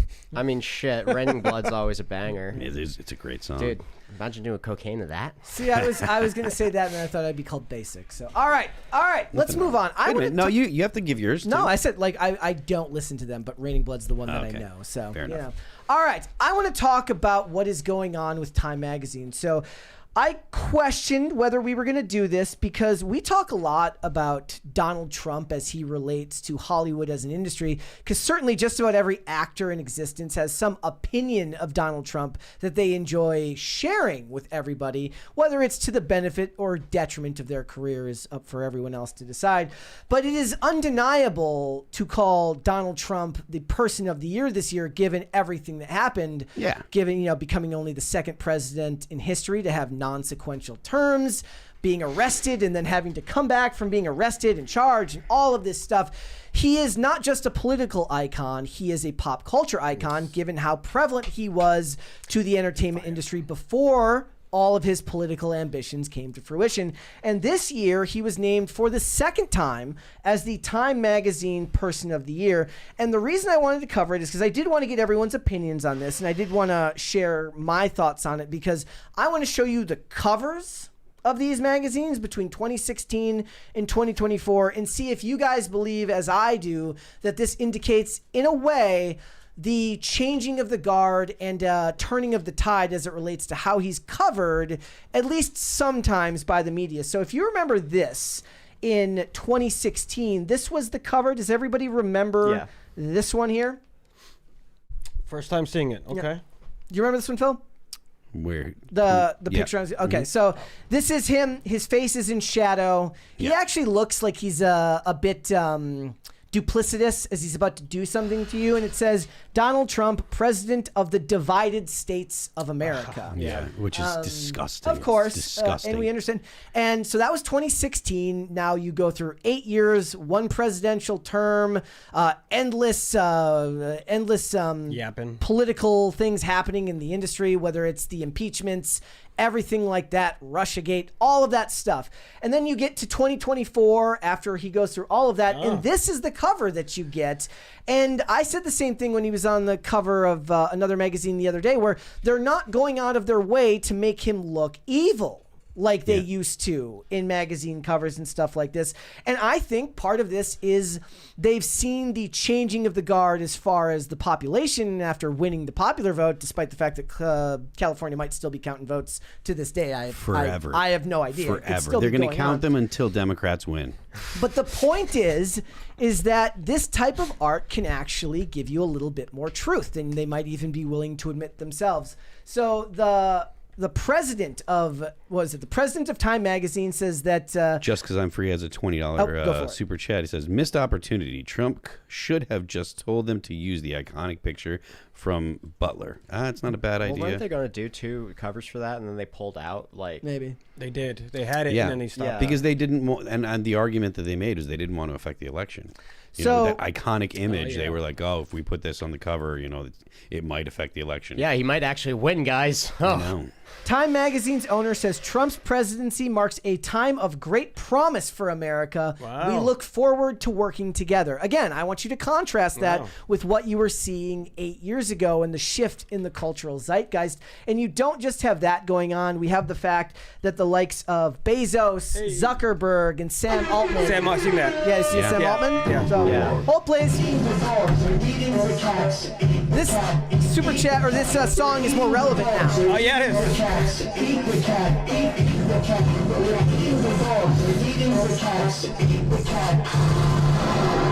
So we have the likes of Zuckerberg, Bezos, and Sam Altman of OpenAI all donating $1 million to his inauguration and stuff like that. And I just think back to what it was like 8 years ago and how different everything was at the corporate level, how any type of positive attitude towards this man was to be held with contempt from everyone. Now, most of that contempt, though it is there, I did see some articles today from the New York Post kind of using But it's only weasel from words. the far left. Yeah. You have to be. It's on Blue Sky. Well, yeah, and which is a very isolated. It's Twitter in 2017. It's like a time capsule. Yeah, exactly. Of Twitter in 2017. Really, describe it. And I think that it's a big deal because, like I said, when I was following the election coverage on election night, certainly you got the updates from everybody who works in this space. You know, every influencer's posting about it. Yeah. But some of the most frequent updaters were the likes of Popbase and Popcrave, which are sites that normally cater to, you know, regular pop culture, whether it's stan culture, music, movies, television. But for some reason, something about Donald Trump's persona has it's grown on other people. Now they don't like him. They seem to take a more neutral approach to him with the posts, and then would just let the people who hate him show up in the comments. But even being, you know, choosing to cover him at all proves that they're choosing the influence he can give their companies over ideology. Meaning that if they wanted to hamper him, they would just not cover him at all. But they don't do that because there's money to be made, and the general public sentiment isn't the same as it was back then. Do you guys think that we're going to see more of that growth from the general public, or more of that growth from these companies? Going to be from the companies. I think the general You public think is more of already the there. more of the companies will? Like Yeah. the popular vote already Yeah. kind of signaled it was already there. It's Okay. just the companies need And to it's. shift. I think you're right, but I think it even goes beyond the popular vote. There have been a lot of people have been over the woke stuff, and that's been that's been pretty apparent to a lot of companies. And I think that is part of the way that people feel about Donald Trump. They're overhearing that Donald Trump is Hitler. They know that he's not. They know that he's going to be a generally fairly normal president.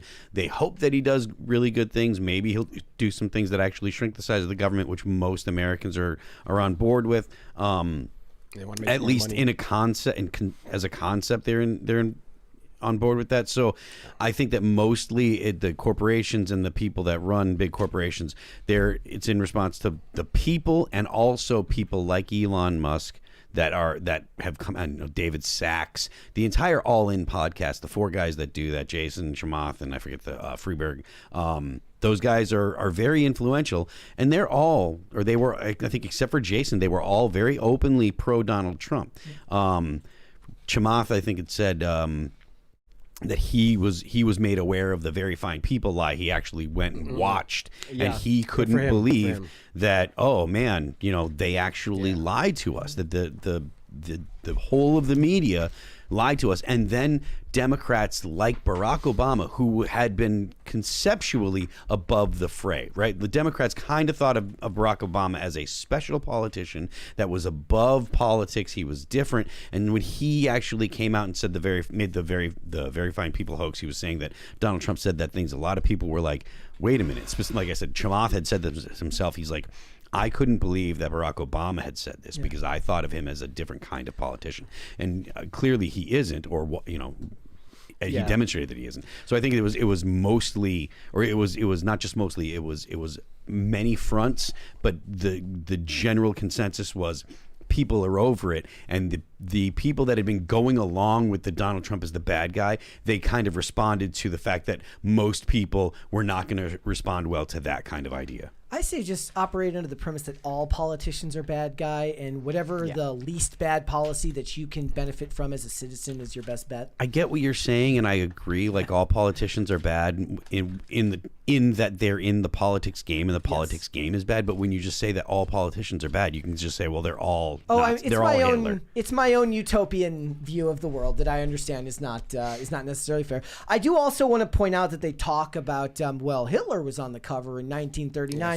Which is my point of drawing the distinction between the two covers, was to show that there's more layers to this. Because guess what? Taylor Swift was on the cover last year. Taylor Swift is literally Hitler. Yeah. So basically, the point was not to draw on the cover as a good thing or a bad thing, but to draw on the difference between the covers between 2016 and 2024, to ask the question of everyone, is this indicative of a shift in corporate support in the media in hopes of gaining favor from the president? Or is it a shift of the media reflecting a changing in, say, the Overton window in this country to better reflect the way people see things? I err on the side of them looking to garner some type of support selfishly, because I don't believe they give a crap about what the American people want or need. As we know, the media in this country is unbelievably broken in a lot of respects. Absolutely. And my point of the likes of a Jeff Bezos or a Mark Zuckerberg or even a Sam Altman supporting him and giving him money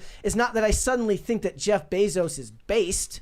No, I don't believe that for a second. I believe that corporate heads are going to move whichever way the wind blows. And right now the wind happens to be blowing in a direction that favors ideas that you support. And the best thing that you can do is to dispassionately look at that and try to make gains in your life through these things any way you can, because eventually the pendulum will swing back the other way at some point. And for instance, I don't actually think that they have given the fact that so much of this country is like default neoliberal in a lot of ways. And I take issue with the term neoliberal, but go ahead. Default liberal, then. How about that? Anti-war, but generally liberal. Yeah, okay, socially right. liberal. Better. That in 2028, I don't know if J.D. Vance has the star power or the cult of personality that will be beneficial in getting people to vote for him. But that's not the point of this discussion. My point was more that it's him, right? It's this dude is just very, very influential. And it sucks that it ever came to this, given that he was a cultural icon long before politics. I watched Home Alone 2, as I always do. Well, I watched 1 and 2 very recently, and had to think about the time where a couple years ago they edited out his scene from Home Alone 2 on Canadian television because the sight of Donald Trump was just too much. Yes, they absolutely did that. So stupid. And I just think it's funny that all of this hullabaloo over a dude whose policies are pretty in line with what Democrats would have loved in the 90s. So I just wanted to draw distinctions between the two covers. I was wondering if you guys think, was there anybody else this year who could have possibly, because we're all kind of mired in politics all the time, given where we work. So your mind tends to go there first because you're a product of your environment. Is there anybody else you can think of that would have been a good candidate for Person of the Year this year? Maybe Altman. With Maybe. the rise of, well, no, not after that thing the other day about ChatGPT lying to its. Yeah, I always take. Look, I've seen this movie before, and it never ends well. Well, yeah, I mean that they all know that though. Yeah. Like they're selling it to you for that. Yeah. But like AI is like we're living through something that our grandkids are going to be asking us about what life was like before it. Just like some of us asked like, "Hey, what was your childhood like before you had a cell phone?" Or like Yeah. Actually, I find that they don't ask that question. They just can't imagine. Yeah, they it don't ever care. existed. No, it's really they just don't care. Yeah. But yeah, like because it's an election year, there's only like I don't really see anyone else. Musk. Yeah, I was I gonna mean, say. Musk could Yeah. be. There was also an argument that they were making for Kate. I forget her name. Duchess of Middleton. Yeah, Kate Middleton, because of her fight with cancer, Yeah. which in a normal That non-election year, I think that would have been a stronger I think you're right. stronger thing. Yeah. Especially because it's not political. It's it's kind of a message of hope and stuff like that. So it is at least it's something that most people can say, okay, I don't have much of a political take on this, because the royals are generally non-political. People that are really conservative will criticize them for being quote unquote woke, but really what they're doing is they're just swimming in the with the current that society that they exist in is kind of has going right now. So. I think you're right. I think if this had been any other year other than the election year, they might have gone with that. Yeah, I mean, I personally, when I heard that, I was like, oh, if it wasn't for the fact that that clearly Donald Trump should have won because of the historic nature of not only his campaign but him being reelected after having lost, and also the multiple attempts and stuff. But also, I do think that Elon Musk, never mind the political stuff, but catching the rocket booster on Starlink. the first try. So awesome. Starlink getting people addicted to porn on other sides of the world. Starlink serving people never internet mind. in I think that was hurricane disproven. area. Yeah, that kind of stuff. And also, I know that I might have mentioned Zelensky this gets the other day on Twitter, or mentioned it here, but the Tesla revolutionized the way that they get GPUs to talk to each other. It was thought that you could only get 40,000 GPUs to talk to them, and Now they they can do, redid the whole way that it works, and now they can get 100,000 GPUs talking together. And when I say talking together, I don't mean just communicating. I mean literally thinking the same thing at the same time. That was the actual revolutionary thing, is not just getting them to communicate, but getting all 100,000 to think the same thing at the same time means that they can work on the same problem. So Musk there's a good argument to have Musk. I think there'll probably be a good argument for him the next couple of years. I'm with the chat. Hawk Tua should have been on the cover of Time magazine. Spit on that thing. I'm so not. Whatever happened? Hawk Tua. Come on. Did she split town after the Hawk Tua coin? Where is she? No, She's still she talking didn't. to him. Does anybody here have Logan Paul's number? Call him. I want to know where. Or Jake Paul. Does anybody have his number? Call him up. I want to know where she is.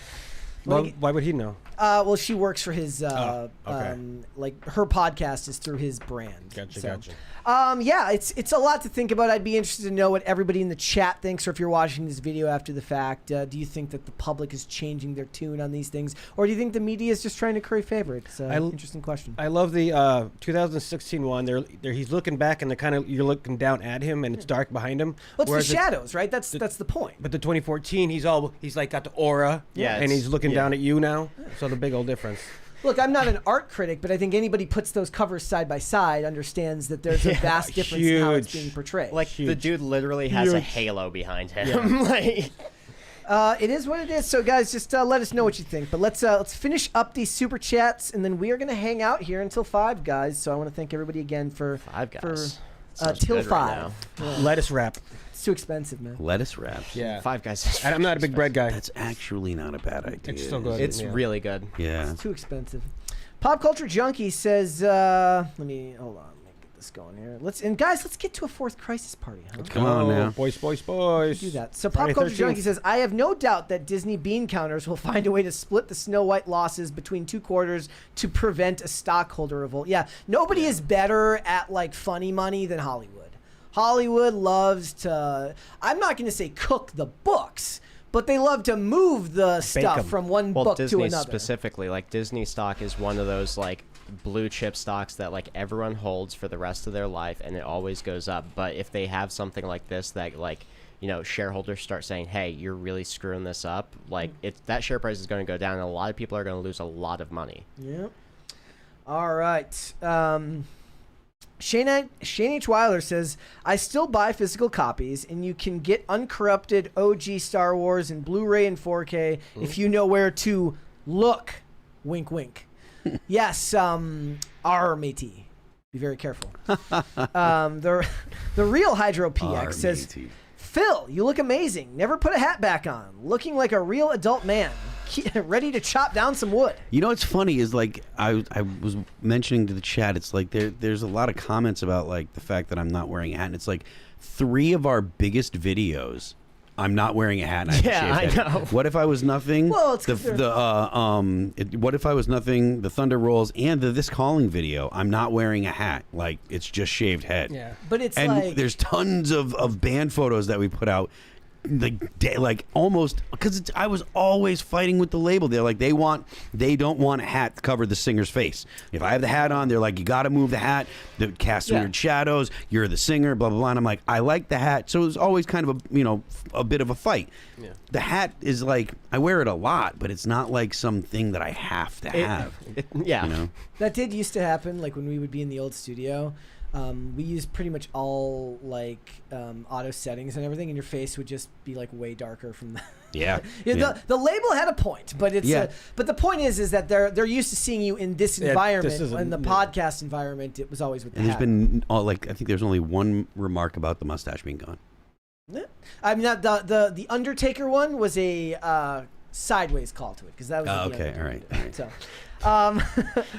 Just Because I'm Free says it used to be the sign of a great artist or business was to deliver a product that people don't know they wanted yet. Now it's just copy this and make it sensitive to these groups. Pathetic.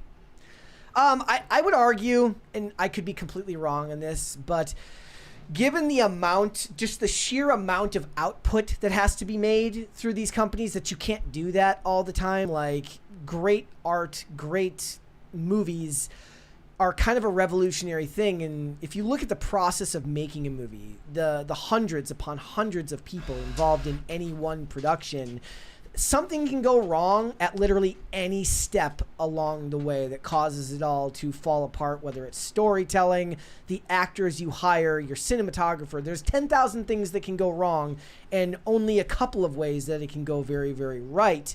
And all of that has to kind of come together perfectly to make something that truly matters to people.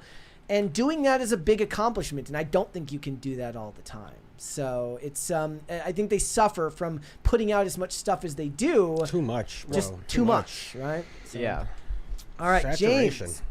James says, focus shall not fail on the next tour, Phil. Unlikely, but that's a great song. He says, Thank you for the reference. He says, I started listening to Sound of Madness. Is Far From Home about your dad? If so, it's a great memoriam. Far From Home is about my dad, yeah. There you go. All right.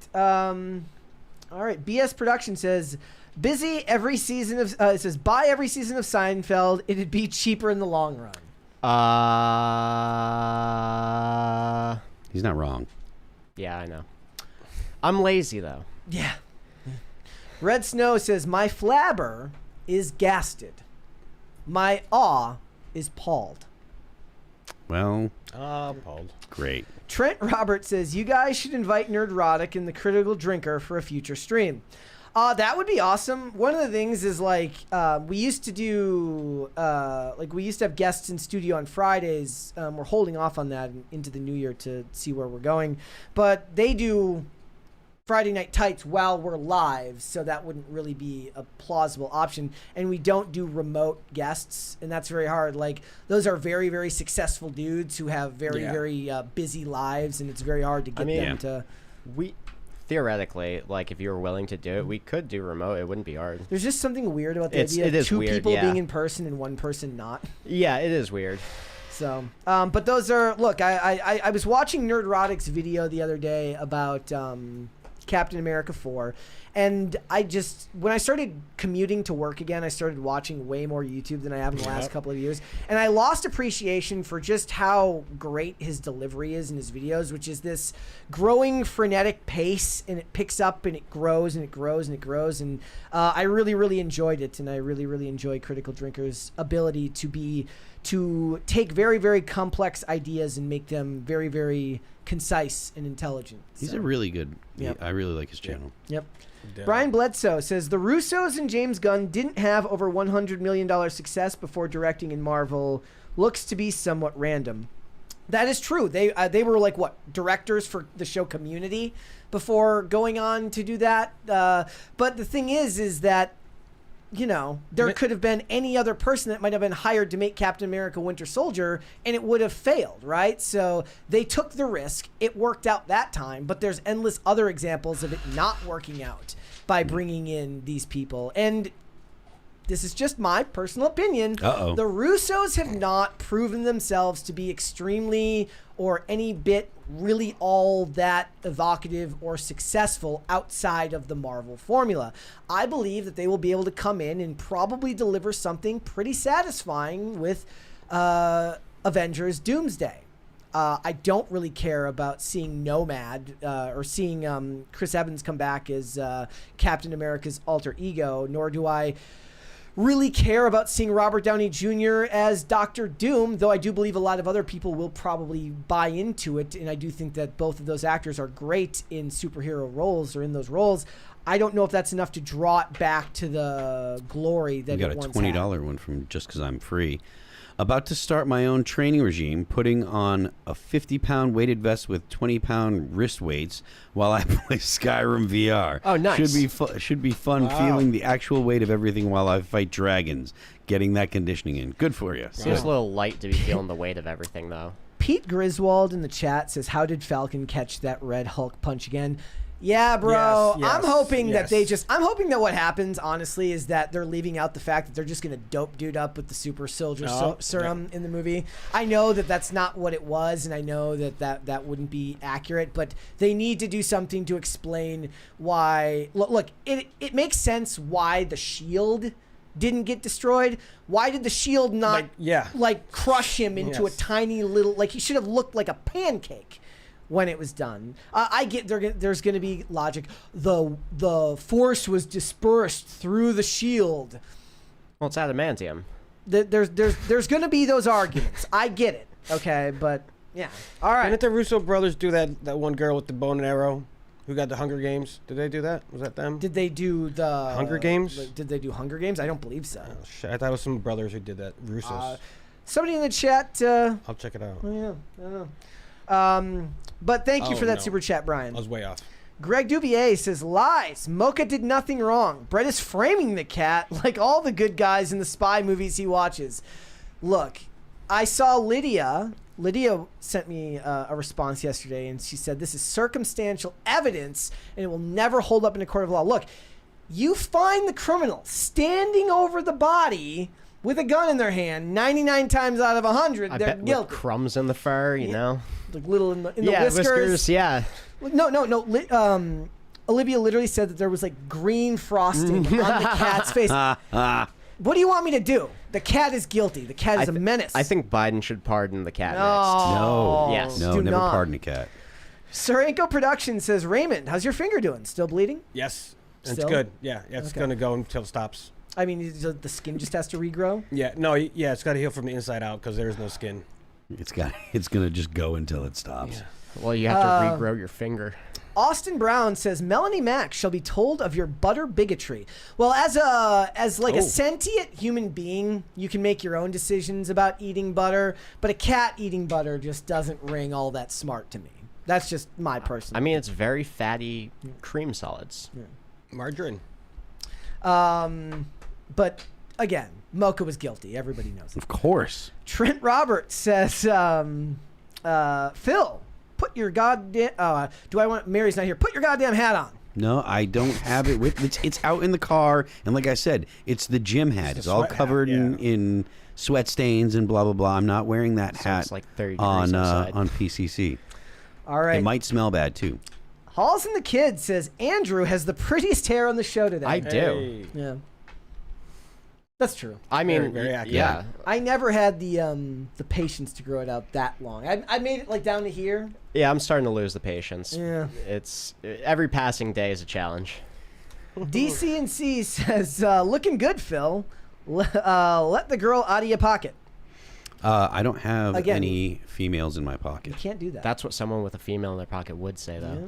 Yeah. Jimmy Bags 86 says Mocha inspired show name, Paw Cookie Crisis. Yeah. I feel like you were stretching with that. We're really reaching. We Olivia also has like a stuffed animal of a cat wearing a shark suit named Paws. Scares her on a regular basis.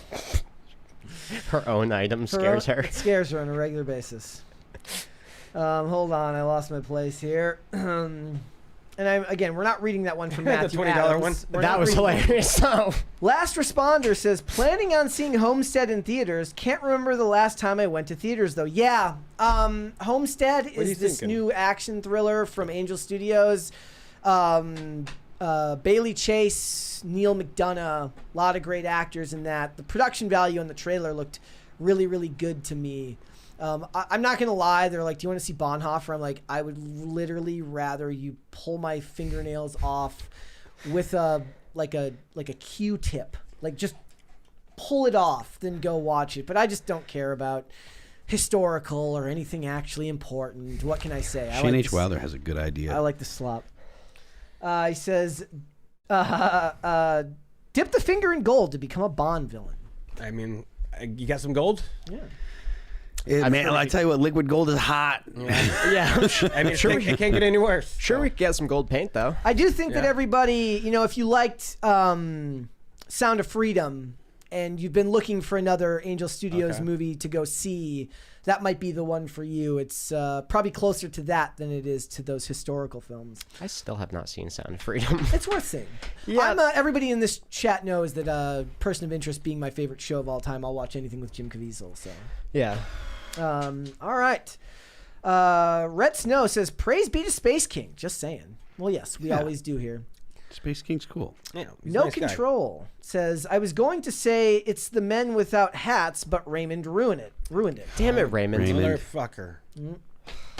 Gordon Shumway says, "Phil looks like an Amish cue ball. Just busting your balls, pun intended. Keep fighting communism, brother." Hey. Wait, what's There an you go. Amish? What's Amish Cuba? like? What's guess if you- Amish got to do If you with put a beard on You got the cue ball, I Jedediah guess. beard going. I mean, look, you guys can talk all the smack you want, but I have an extremely well-proportioned and nicely shaped head. Considering the circumstances, I'm doing all right. Not everyone has that. Not everyone out has that at all. Yeah. All right, the Rumbling says, "Glad to see we are representing the Amish lumberjack demographic." Oh, is that because the shirt, Yeah. the flannel? I mean, like when you're in the flannel, I was like, nice. My girlfriend loves it. Thoughts on blackwashing shows, anime, which caused one of the actors quit from that show. Do blackwashing in general is one of those things where I would like if they just didn't race swap any character in any show. I would like if they didn't race swap any characters for one reason, so we can stop talking about race swaps. Or if in this case, or if this is just talking about darkening the skin tone without making a race swap entirely. Look, I'm more forgiving of these things than a lot of people. Like I love slop. Like you could race swap a character as long as they don't make race a central theme to the movie or show. Most of the time, I'm going to give it a pass. Like I've tried to think of. I made the point recently. I said the millennials who have for years been telling the Gen Xers like, "Oh, you're just racist if you don't like seeing your characters race swapped." I said, Harry Potter will be their Vietnam because when they do that, they'll finally understand what it meant, because the only thing millennials care about was Harry Potter. Obviously not you guys. I'm saying like the millennial women. Now this kind of happened when they talked about making a new version of Buffy and race swapping her. Some people who always were like race swapping is fine were suddenly like, what do you mean? Yeah. But, I may be willing to give more of the benefit of the doubt, but as a studio, you're just stupid by selling yourself, like painting yourself into a corner that you don't need to do by doing so. Like, I'm okay with it in circumstances where it makes sense. Like, a lot of people were pissed about, like, the talks of Idris Elba being James Bond, but honestly, I'm all for that. Like, that'd be a fucking sick one. No, he should be a Bond villain. Either or. I mean, like, he's just a good actor, in my opinion. But my point on that is that he is too old because they are going to... Oh, well, now, yeah. Yes. I mean, but, like, Yeah. 10 years ago when they were talking about it, he could have. But... And the logic that I also say in that argument, I say, look, most people will give the benefit of the doubt when it's an actor with a proven track record like he has. Like, nobody's questioning Morgan Freeman. Okay, that's not nobody. Most will not question Morgan Freeman. Most will give him or Denzel Washington the benefit of the doubt. Idris Elba is of that same camp, where you can see a director, like you can put yourself in the position of like a director, or in this case, like a studio executive or somebody in charge of hiring your casting director and say, look, we need somebody with star power. And you understand that despite the fact that it's a race swap, hiring him brings merit to your project. It's when you hire somebody that does not yet have the merit to justify doing it that ends up bothering a lot of people. Yeah. So, all right. They should do a race swap of Lincoln. Keep Daniel Day-Lewis, but make Lincoln black. Oh, yeah, like the one I said the other day was the other way. I said on the show, I said, if they want to heal this country, Barack Obama's production company, he's got his own, higher something. He's got his own production company. He's got a deal with Netflix. He said he needs to sign Ben Stiller as a writer to get Ryan Gosling to make the Barack Obama biopic, but it's like a comedy starring Ryan Gosling called Obama. No, we call it Bro-Obama. Yes. God. And then they do that, and then, no, but here's the thing. After they do that, Obama and Trump team up to make a Trump biopic with Netflix starring 50 Cent. Yes. That's what we need to do. I mean, that might be That's cool. what we need to do. Let's heal this country. Either Trump played by 50 Cent or Trump played by Jackie Chan. Yes. We can do both of those. Yeah, the same Let's movie. just make them. It'll be a multiverse. Yeah. the presidential presidential multiverse. We'll do that. When the Asian cultures discovered English language first. Let's see here. The real Hydro PX says, Phil, again, you look amazing. You're 49 and need to stop looking up to these beanies and dressing like a man-child. Are you actually 49? I am. Really? Yeah. Wow. Cool. Thank you. Thank you very much for the kudos. I dress the way that I dress mostly because I don't want to, like, I conceal a gun, so that's why I wear the big shirts. Also, it's metal. Well, I just wear the big shirts because I can. Screw you guys. I like being warm because it's cold outside. That's fantastic. Says, can we get Phil an Amish hat, please? Maybe put an apple with a bite with a bite in it on the hat, and boys. I don't think boys. that modern Amish wear the hats anymore, do they? do. Yeah. Oh, They yeah. Do they really? get 'em all the I time by passed where I live. one. I in live next to Pennsylvania. him. Yeah. Probably around the same place. Stand In corrected. the chat, somebody says Trump is not as sophisticated as Obama. Well, you know, I'm guessing. I don't know if 50 Cent is as sophisticated as Ryan Gosling, which Definitely is not. why 50 Cent needs to play Trump, and Ryan Gosling needs to play Obama, and then they can have cameos by their actual people in the movie, as like Earth 2 Obama is actually Obama. That's good. Or I guess he can be Earth 1 Obama, and he can be visited by Ryan Gosling's Earth 2 Obama, and Trump can be visited by, you know, Earth 2 Donald Trump. Or Trump plays And the they part can of call 50 it Cent. Many Men. Many men. Yes. But they have to have the same voices. Many- Like, Yes. you have to dub the actual voices. Actually, I don't know, because having him with 50 Cent's voice, which is so, like, kind of high-pitched, and I love... one of the things I love about 50 Cent is he's in the show Power. He was, like, a producer on that show, and the show is so serious, and his voice is so not, that whenever I hear him, he's saying something really serious, and I can't take it. I can't take it He's seriously. got a little bit of that lisp too because he got shot in the face. Yep. Love that guy. So hard. That does go hard. You get a lisp from getting shot in the face. Yeah. Damn, Nine dude. times. Invader Shot 6 times. Invader Oh, that- J 6? says, Phil, can we get you, Tim, and the legendary voice of D. Snyder on the Culture War? Maybe you can talk to him also. I'd love to hear you remake Nature of the Beast. I'm not sure that D. Snyder has reached the point where he would actually come on the Culture War. Like he might not. He might still be in the liberal. Damn it, Phil. We're not going to take this. The liberal echo chamber and not like the idea of engaging with people on the right. I'm not sure, but I believe that's where he is still. Correction, it was 9 times. 9? Oh, 50 got 9 shot. times. Okay.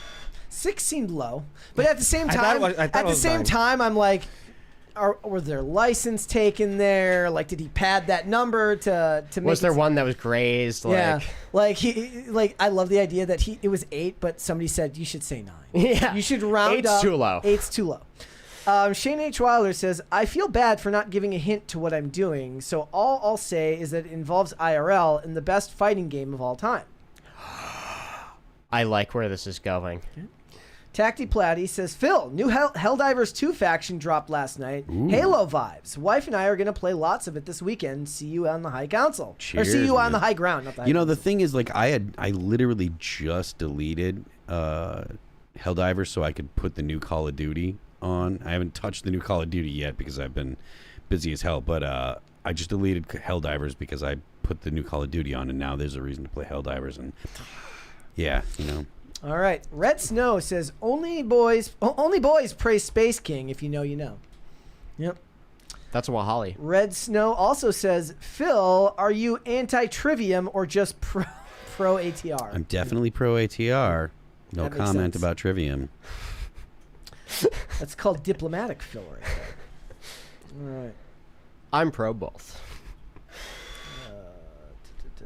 Drewish AF of God's Army. My last super chat had a typo, but Brett misread my name, so we're even. What's y'all's favorite flavor of crayon? Raymond? You got it? Purple. Orange for sure. He says, my brother's is purple. Love y'all. Ooh. Cheersies. I'm a green guy. His brother's got good taste.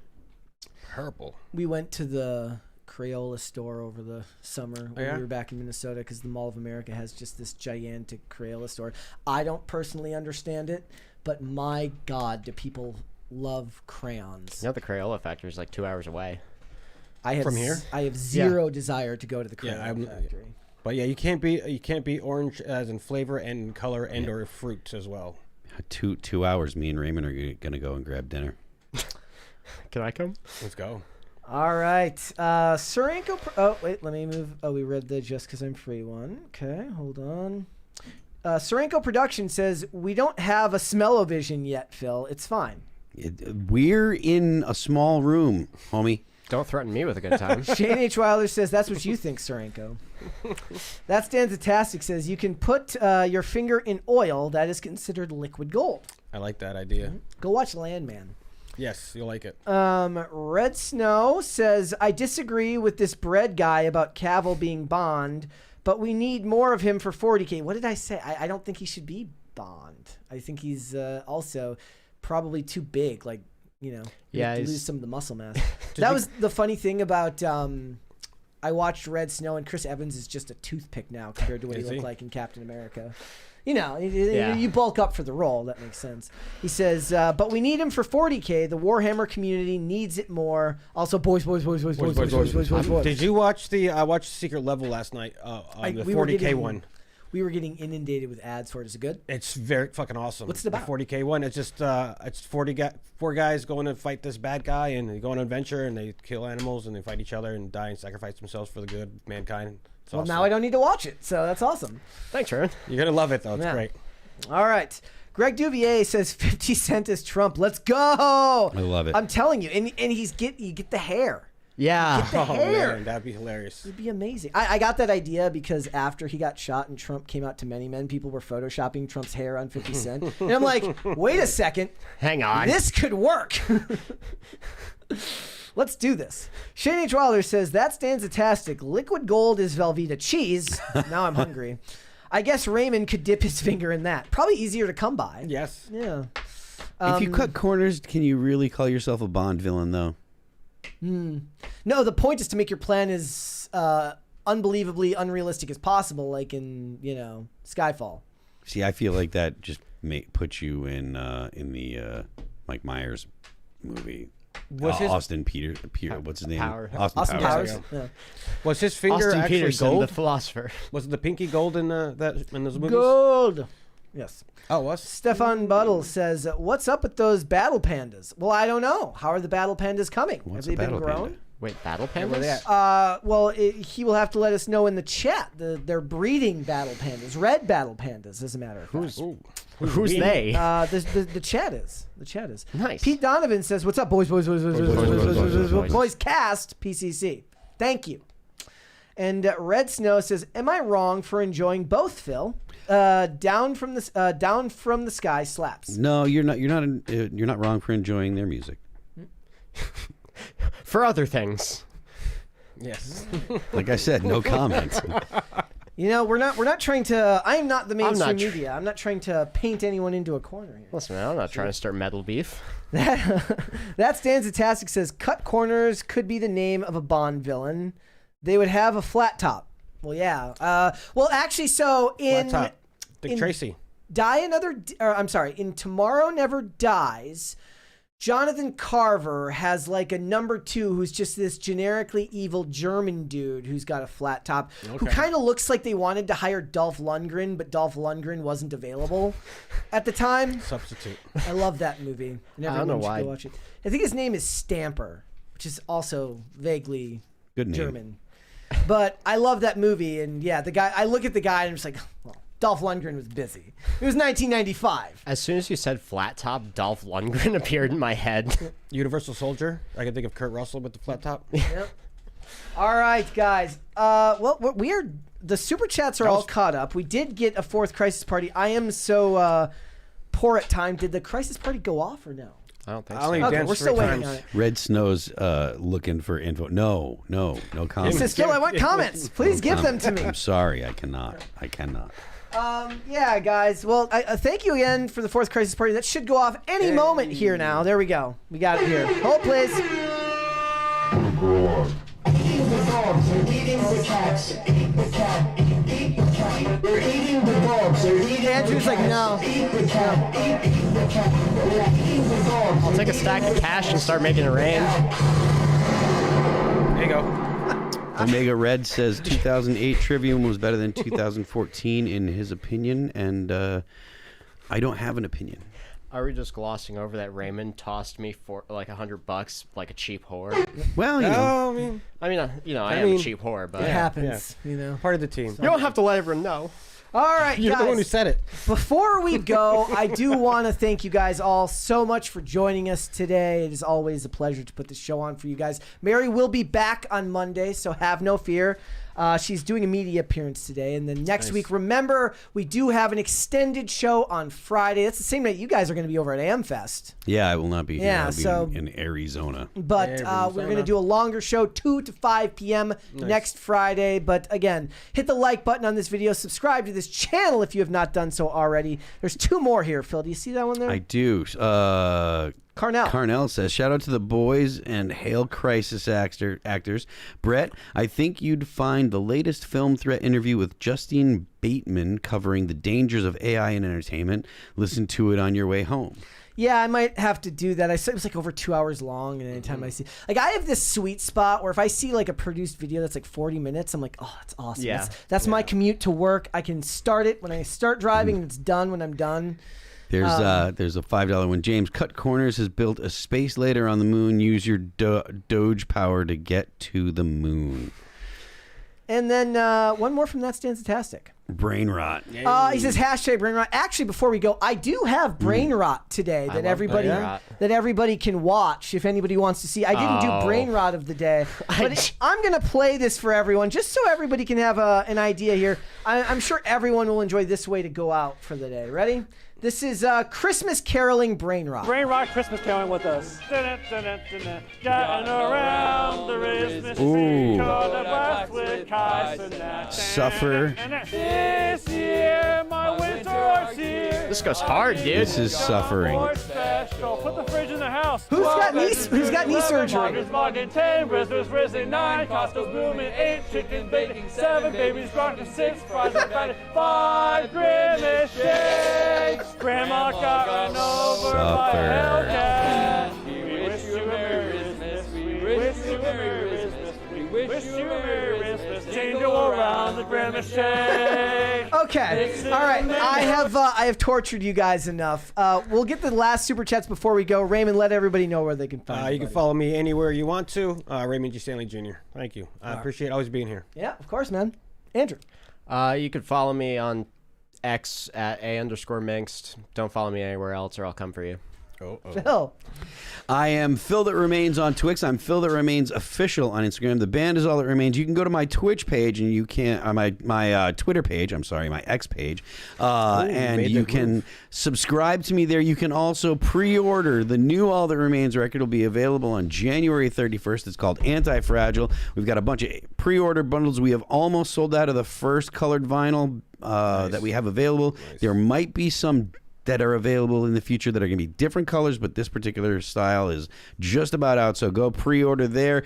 You can check out a few songs from the upcoming record. Forever Cold, Let You Go, No Tomorrow, and Divine are all available on YouTube, Amazon Music, Apple Music, Spotify, Pandora, and Deezer. And don't forget, the left lane is for crime. Perfect. Guys, you want to follow me, Instagram and Twix, at Brett Dasovic on both of those platforms. We are here 5 days a week, Monday through Friday, 3 p.m. Eastern Standard Time, which is noon Pacific, Amazon Music, Apple Podcasts, Pandora, and Spotify. If you would prefer to listen rather than watch, you can rate and review on Apple Podcasts and on Spotify. Helps the show greatly. And if you want to follow the show on social media, Twix, at popculture_show, Facebook and not TikTok, because we were banned on TikTok, at Pop Culture Crisis, and on Instagram, at Pop Culture Crisis Pod. Couple more super chats here. Red Snow says, last, ? The Rumbling says, Secret Level is original stories using different video games and board games, so more to it.